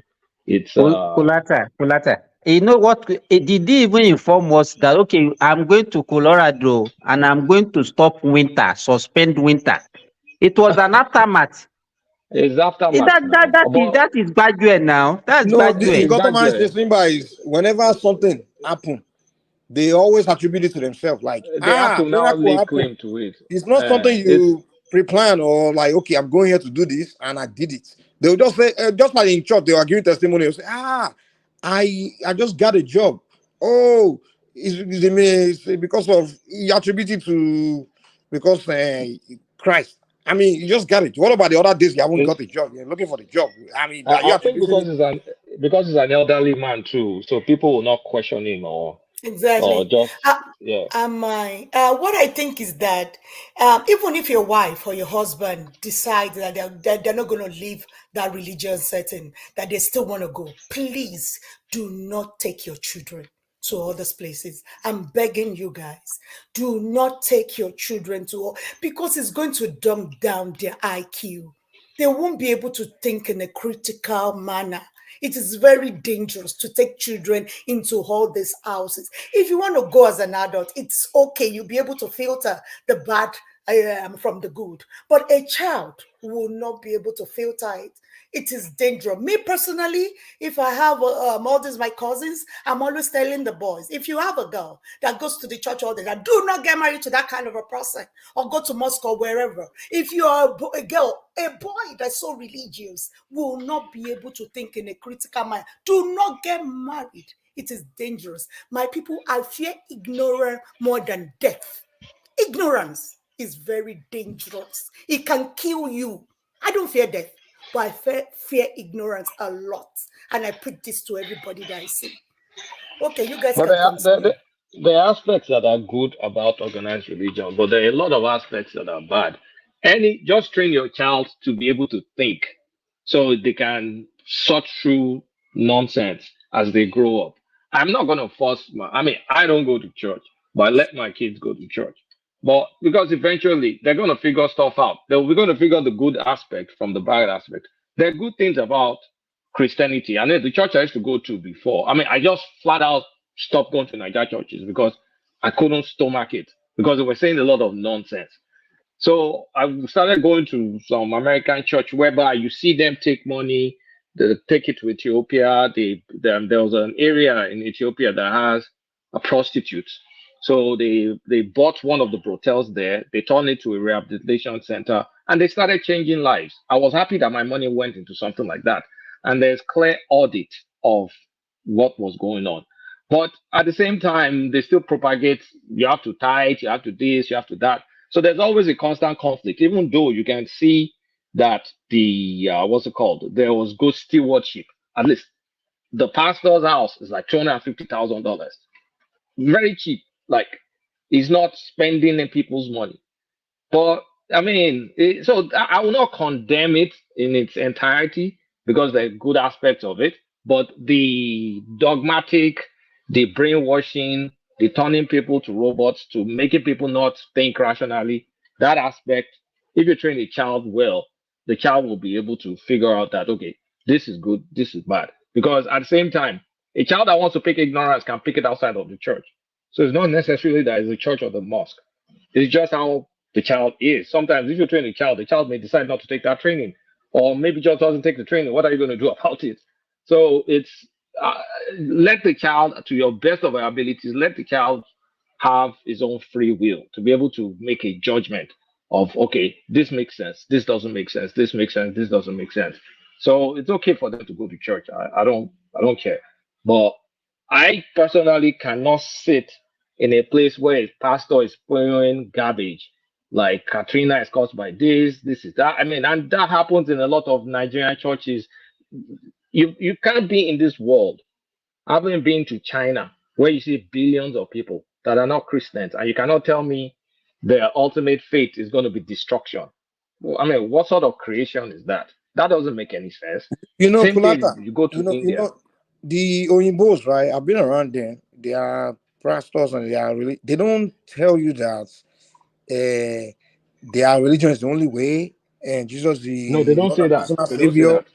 And they don't do that. It's all about personal development. What they are doing is trying, Exactly. like they're Yeah. teaching you how to think. It's more like they're being with a psychologist kind of thing. They're trying to help your life. That's what they do. And I Yes. met some Oyimbos that I even tell them that, oh, I'm African, I practice African stuff, and they don't have problem with that. They don't even, they even want to learn. They say, oh, can you educate me about your this thing? So they don't do that. This is the way, and your light, truth and the light. Whatever you do that's outside of this, we're worshiping devil. They don't do that. They don't get into all that judgmental shit. They don't care. But in Nigeria, the pastors, they want to kill every other religion around them or every other practice around them. They will say the Babalawos are the bad people, the Onishegun are the bad people. Are you kidding me? When you are worse than I am. I mean, that's just the thing about them. Like I can't stand. It is that judgmental attitude, like we are holier than thou. Meanwhile, you are the one that sins the most. The I most. mean, that judgmental attitude, like you're going to hell, you're doing this, you're doing that.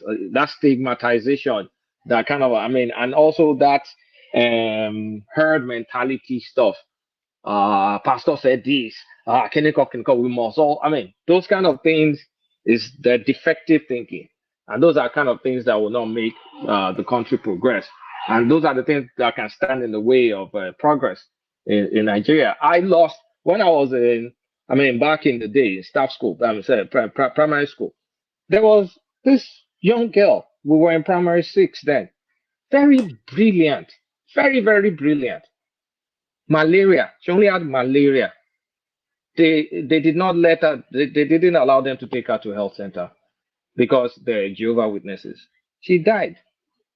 That woman right now, she would have been a CEO somewhere. I bet you. She would have been a CEO somewhere. One of those natural leaders as a kid. She was, all those class captain kind of like, she could command the stage. She could, at that young age, but she's gone. Malaria, ordinary malaria. They will not let them treat her because of Jehovah's Witness. So those kind of things are harmful and doesn't even make any common sense.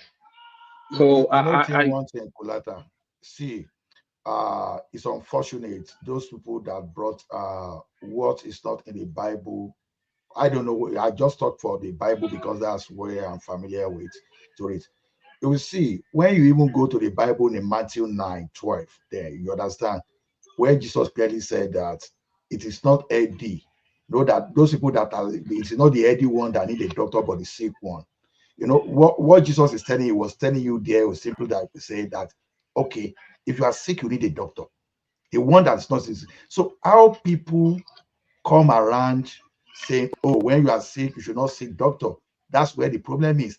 And unfortunately, this is not within the Christendom though. You will see some people too, no matter what happens to them, someone that has a fractured leg now, he'll be looking for traditional people to help anyone to essay. Instead for you to go to Gobi or one orthopedic hospital for to apply the current science and help you fix your things. Some will just go to one native doctor until the leg becomes something they need to amputate. So I think we need some kind of regulations, and we need some kind of consequences for those people that will be indoctrinating wrongly. For example, now we see the like of what's the name of this former doctor that used to be in the military that is supporting a bandit, Bumi. If you have some kind of regulation, you make scapegoat of some religious leaders that are indoctrinating people wrongly. You pick them up. Sometimes we think that there is no religion in Japan or something. There are religions there, but their leaders don't just come out and utter nonsense. That's the problem. I grew up in Anglican, and I so enjoy my Anglican until I try to move out of Anglican to join whatever you want to call them. You understand? In the name of a Pentecostal. And I agree with you, Ola. In Ghana, this last December in Ghana, that was December 2022. They sent out a statement by the government that none of the pastors should come out for any prophecy for the new year. That if you come out for any prophecy, they're going to arrest you. So they made it so compulsory. They did not allow any of those pastors to make any prophecy towards 2023. So it's important for government to take charge of these things. You know why I respect China? In China, they say any thing that's not from China, they don't even allow it. They don't they control what comes from outside to come to the mind of their people.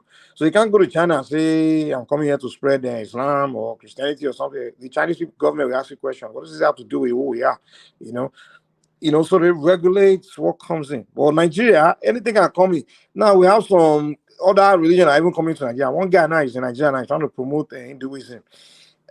Some people, they call themselves Black Hebrew Israelites. They're now in Nigeria now. They're trying to promote Black Hebrew Israelites. Some people will start bringing Shintoism. Everything, dump it into our society.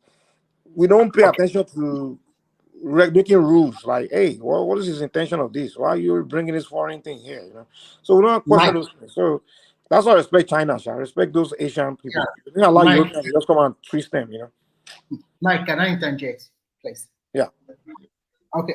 Good evening, everyone. It's a nice discussion, and you mentioned where I've lived before, so I have to quickly jump in and contribute. In China, when you have a job, the employer will warn you very seriously. Every employer will warn you. You cannot preach religion here. Even if you are a teacher in the classroom, you cannot talk about religion here. A lot of Americans were deported because of this reason. Because some of them will hide and they want to perpetrate that religion. Immediately, the Chinese knew they would deport them immediately. And before they deport you, sometimes you might be put in jail for 1, 2, or 3 months. I now see the reason why that country banned religion. There are about 1.4 billion people. Let's assume they accept religion. You don't think like what happened in Nigeria, they will also use it to bamboozle them by telling them that miracle is there and you don't need to work hard and then miracle will come your way. For 1.4 billion people, that would have been a big disaster. So for them, it's a secular state, no religion. They believe in their hard work, put in the work and plan your life, and then you'll be successful. That is the hallmark they always preach. An average Chinese man does not like you to be telling him negative story about yourself every time. They detest it. They will tell you, go out there and work. Stop all this negative, forget about the past. That is the country I learned one thing. Always forget about the past, look at the future, continue to forge ahead. One day you will make it. Don't always look about, okay, some people do bad things to me, or in the last few years, I'm not making it. So it's my village people are after me, or some people don't like me. If you don't like that city, you can move to another city. Put your life back together, and then you will really reap the success of your hard work. For that reason, I really appreciate them. The way they work overnight. If they want to fix something, they don't listen to like your lawmakers is saying, oh, this is interest. No. The government want to build a bridge. I'm going to build this bridge in 1 month. They will build it in 1 month. They will compensate the people they're supposed to compensate. And if you are very adamant that you don't want your building to be removed, there is a case in China. They just construct another bridge beside his house and they move on in the highway. So, and discipline, they don't care who you are. I will tell you the truth. Corruption is also high in China. But one thing I learned is that 80% of the money is not going outside of that system. But when you steal their money, then you have to repatriate, like establish factory, setting up a company so that you can create employment for the local people. But when you think about Nigeria, everybody take the money to America. They take it to all other countries of the world. So to me, religion, to me, I think your faith lies in your heart. I believe in one thing, that wherever you find yourself and kneel down or pray, even inside your room, God will listen to you. Thank you, Remy. Yeah. Thank you, Remy. Can I come here also? Because I'll be here for a very long time listening. Yeah. Okay, Midwest, can we hear from you? Yeah. Yeah, good evening, everybody. I just had Remy, talking, but I agree with him 100% because but one thing is very clear. I also want to talk to Mike. Mike, one thing is this: I will still tell you, Jesus Christ is Lord. There's nothing wrong with Jesus' doctrine. If you look who's at Lord? Is it my Lord or your Lord? Yeah, mine. I whether it's not yours, but it's mine. So I Okay, have to say your confess Lord. Don't that say before you. Lord. Okay. I believe also in the tradition of my ancestors as well, because most of them were also rooted and granted in the biblical doctrine. Wow. But it's very unfortunate. Yeah. Wow. So yeah. So it's very unfortunate that these white people, when they came, to some degree, among them there were those who were also honest, who want to help. They lay foundation to help, but we didn't copy it. Because after all, the masters that were with us, the laws they were making were never for them. And it was for we, the indigenous people, our ancestors, to obey. So those things has affected us psychologically, the way we approach our problem, in terms of if we want to solve problem. That's why you see president will wake up and be enacting law. It doesn't, the ones that we touch him to make him to function as a leader, he will not go to that area. So it affected us. Like, if you look at the kind of Christianity we practice today, this is not the Christianity they brought to us. Their Christianity, they were building schools. And when they build that schools, they help poor family to go to those schools. Records are there. So it was not about miracle. It was about faith in God. You see it now. And it was not also about money. They did a lot for us as a people. Midwest, I will advise you to go read a lot about history of Christianity. Everybody should try and read about the history of history of Christianity is broad. It depends on the countries where you want to read about. You see it now. If you even Christianity, the British brought it to you, right? Hold on. The British brought it to you. Yeah. Yes. So read about it from the British aspect. But have you read those who brought it to the British? I've read everything. It's a fluke. Okay, then you will also know that people brought it to British and it favored them. And they captured it. They made it as if it's theirs.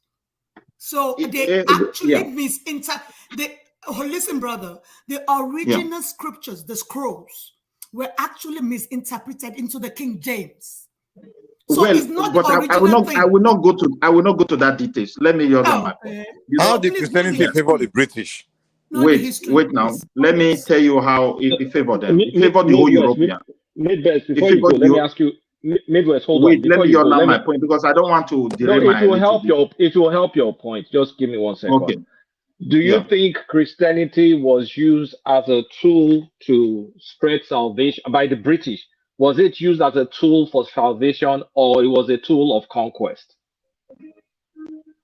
To some degree, it was a tool of salvation, and to some degree, was a tool of conquest. Because I will tell you why.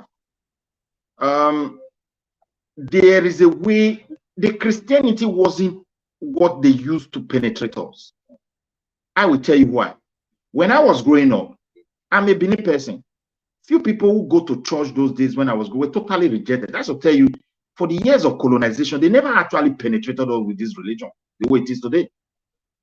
People still hold our tradition firm because it defined whom they are. It defined the way they relate with one another in terms of marriage, in terms of society upbringing. When I was growing up, my father would tell me, don't do. If my father is not there, I want to do. A stranger will see me and tell me the same thing my father told me. That's how I grew up. And I think many of us here enjoy those kind of privileges. But today, the reverse is the case. Because the society were well organized in terms of traditional, like the Yorubas, the Beninese, and other Asian civilized people within that country, and Africa as well. They have a way of running their society. So the Christianity actually did not. Midwest, those Christians that you're talking about, in my opinion, are more wicked than the Christians we have now. Those Christians you're talking about then are more wicked than those ones that we have now. This Baba Debo is, and they are just too nice. Those ones that brought it to you are far way more wicked. Yeah, they wait. The one thing about Christianity is this: it's a matter of individual. There are some element or group of people who do things differently. No matter how you describe the religion, be it Islam, be it Christianity, be it Judaism, sometimes they are self-controlled. Them. It's always like that. But among them, because of those bad people, we cannot say there are no good ones among them. The good ones tried for us. They gave us free education with the name of the churches.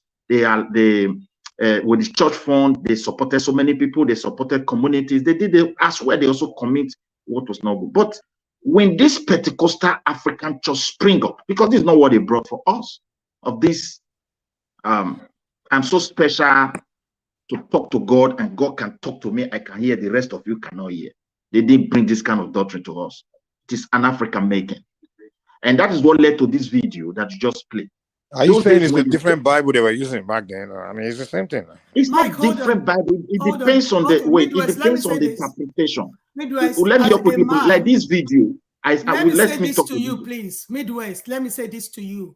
If you are a man and you want to do something, it's important to research about that thing as a man, because you're the head of your house. Do you understand what I mean? So if you're saying some people are deceiving that they are hearing from God, so the people, let me explain it to you.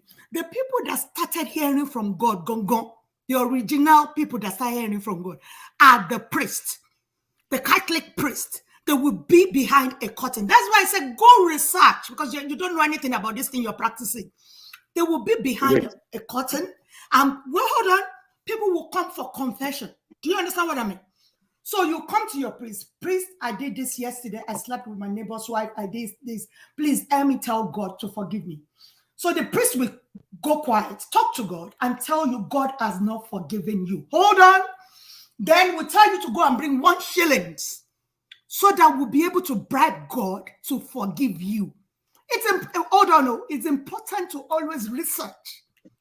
Don't just come to the public to come and defend something you don't know anything about. It is dangerous. So the priest will collect, or sometimes the priest might tell a beautiful woman that God requires me to sleep with you first before God can forgive you. Please, nobody should come for me, because if you are coming from me from a place of ignorance, I won't answer you this morning. If you are knowledgeable about what I'm talking about, then come into the studio and challenge me. But if you don't know it, just keep quiet. Madam, wait. You, my brother. What you just said, I've said it before. Even 12 were with Jesus, one sold him. So, in other words, among those multitudes before Christ, there are still people whom their mind were not with Christ. So, some priests were not actually God-fearing priests. Even in the traditional setting, which our ancestors really, they established their own tradition. There are priests those days. When they tell you, this is what is going to happen, you see it manifesting. I grew up also to some certain degree in a house, real traditional houses. I'm telling you, I've seen powers, I've seen manifestation. Like people will tell you everything is physical. No, you can't tell me that. Somebody, I think last was trying to explain that also, because spiritually things really exist. So I don't stand with people who just say, oh, everything is physical, we should just take it as physical. No, there are, when you have been to a certain place, you will see some certain things for yourself. So that is a fact. I knew of people, I have been to a place where somebody does, I went there on my own. and he told me things that happened like 12 years ago. Nobody took me there. He doesn't know me. Okay, Midwest, hope About you my own join life. us next week again. We have to just close the show. It's now Okay. 3 hours, 33 minutes. But I wanted to quickly put something about that women, something you were saying. Oh, please, not before I just say something with my sister, Dupsy. Okay. My sister, let me quickly put that one before. Midwest has spoken enough of what is not our culture or tradition. Is enjoying his life abroad. You remember, my sister Dupsy, remember back in the days, we did debate about this thing where they were calling me an atheist. Then you came to rescue me. Remember that day with Victoria? Remember, Tony. I do. That is why most of Nigerians have brought. Mike is also there. Mike also came in to say that this is what Tony was saying. I said that this people that didn't believe in Jesus Christ are the one making Samsung mobile phone for you, laptops, all this one source, everything. They don't believe in God. So they don't believe in Jesus, but they have their own God. Like we also have our gods in Africa. You know what I'm saying? So we have gods of Onoku, of Onoku. We have gods of Via. We have Eleyele, gods of Eleyele, waters. And so on and so forth. So, but I don't know. The simple question you just asked that guy from Edo State, which is we're our brothers, all of us from the west, western part of Nigeria, including Edo Delta. That is Western Nigeria, whether you like them or not. So we know that our traditional culture, that the question you just asked this guy, that he was just firmly, is like, if they didn't come, if the British didn't come to Africa, how would you have known about this useless Christianity? You know what I'm saying? That they came with, as a colonial tool. You know what I'm saying? To brainwash and whitewash the black people, so they can go to suck their natural resources later on. Till today, you see what the hell is going on. That particular day, remember, we were talking about this issue. Now, let me ask you a question. So that there was a confusion there, that where they said that our forefathers are now rotting in jail. People that I remember. I remember. Yeah, you remember. And they remember that somebody was saying something about Chinese just now. Is it Remy? Remy, hello. So I told them. It is Remy. I told them that about China, that they practice Buddhism or whatever they like, Shinto. You know what I'm saying? I said that, but the day you carry your Bible and go to the street, let me say you are going to do national service. You know what you call national service? Now be jail, 10 years hard labor. You will be working and building all those houses they are building in China. It's not by contractors. So now prisoners they grow their rights. That's how you go do. So then I contact and say, who they make your Mitsubishi? So you say they know it's free entire heaven, that you're useless everywhere, not there. So the simple truth is that Christianity is anti-Africa. If you say, they already call me an atheist here. I'm very happy that, look, that I love, Awolowo, now, like my father did, my grandfather, all of them, my mother, my aunties. Because all right, Tony, Dupsy was about to round off. She's just giving you. No, I know, but she allowed me to come in. So yeah, I'm enjoying Tony now. Don't cut me off. What I'm trying to say is like, hold on. I say, as an Awoist, the younger of this our generation, a die-hard one for that matter. So I'm a man with vision. So this discussion that I had about 1 year ago is what people are now coming to realize. You know what I'm saying? So that's it.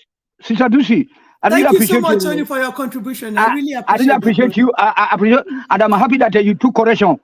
You see during your first show where you were trying to be saying which I despise so much. So then later I can see that you adjusted, and then subsequent show you are trying to minimize that because, I hate it. The thing they trouble me. Sorry about that, everywhere. I didn't realize that. No. They attack many people like that too.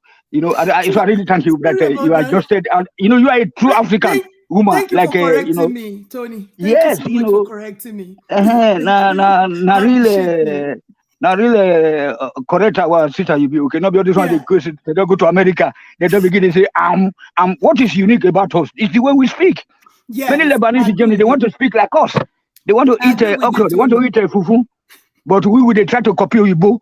Okay, make I see sure you you guys. come earlier next week so that we can have a Yes, robust conversation. yes. You know, I thought that so I thought that it was a political issue, but when I just came, I said, okay, let me just come because you know, political on itself. We are not agreeing that we should all go back home to take over our respective local government and pursue all these people they call themselves, all those ants where they call themselves politicals, those idiot legislators, president, whatever you call all of them. Let them play. We have to go back home and occupy our very own local government and pursue them out, you know, smoke them out like you smoke rabbit out of hose. Yeah, thank you very so much, Tony. Thank you so much. I appreciate your contribution. Thank you so much. So we have to say thank you to the people that gave us super chat today. If one man can help me by bringing people up so that I can actually thank them for the super chat they gave us. Thank you so much, sir, Alexander Gomez. Sorry, my sister, just to close up. You know, the day the colonial master left, that's supposed to be the day that the Christianity followed them. Exactly. Okay? So if you think otherwise, then you are stupid black people. You know that they are attacking us from many platforms. They are people. Yeah, that's it. Thank you. Don't say that. No, many everywhere. They don't say. So they don't tell me that why they attack. I said black man needs conking for head before you can be able to open their ori to pour those truth inside.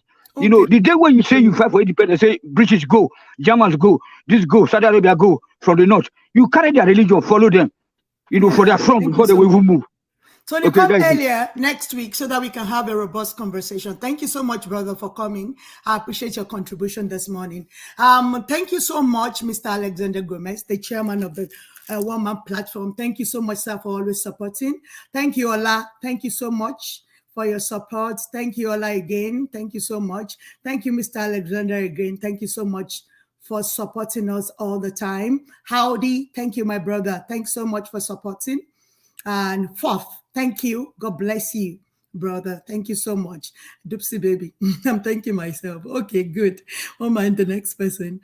Oh, PCH Rise. Thank you so much for coming to support us this Sunday on our Sunday sermon. This is where we have our own church, our own mosque, our own religion. This is where we have it. Ayo, my brother me Olowo Kashogi over time. Thank you so much for always supporting One Man's Platform. Ola again. Thank you so much, Ola. Thank you so much, Mr. Alexander Gomez, for always supporting us. Thank you. This should be X-rated. Okay, sir. Kulata, thank you so much, Kulata, for always supporting One Man's Platform. Thank you. Thank you, everyone, for coming. I know it's a sensitive topic, but I appreciate each and every one of your contribution. Thank you so much. I didn't see Zita today and Princess Rosie. I miss you. Miss you, babes. Please make sure you show up next Sunday for Doopsie.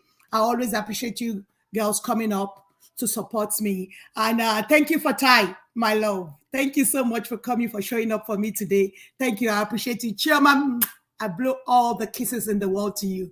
Thank you so much, my darling, for always supporting Doopsie baby. Thank you so much. We're here to educate ourselves every time. Please come with your contribution, intellectual contribution. I appreciate that. Don't come to attack me. I won't attack you. So thank you, everybody, for coming today. I appreciate each and every one of you. Thank you, One Man, my boss. You're the best. God bless you.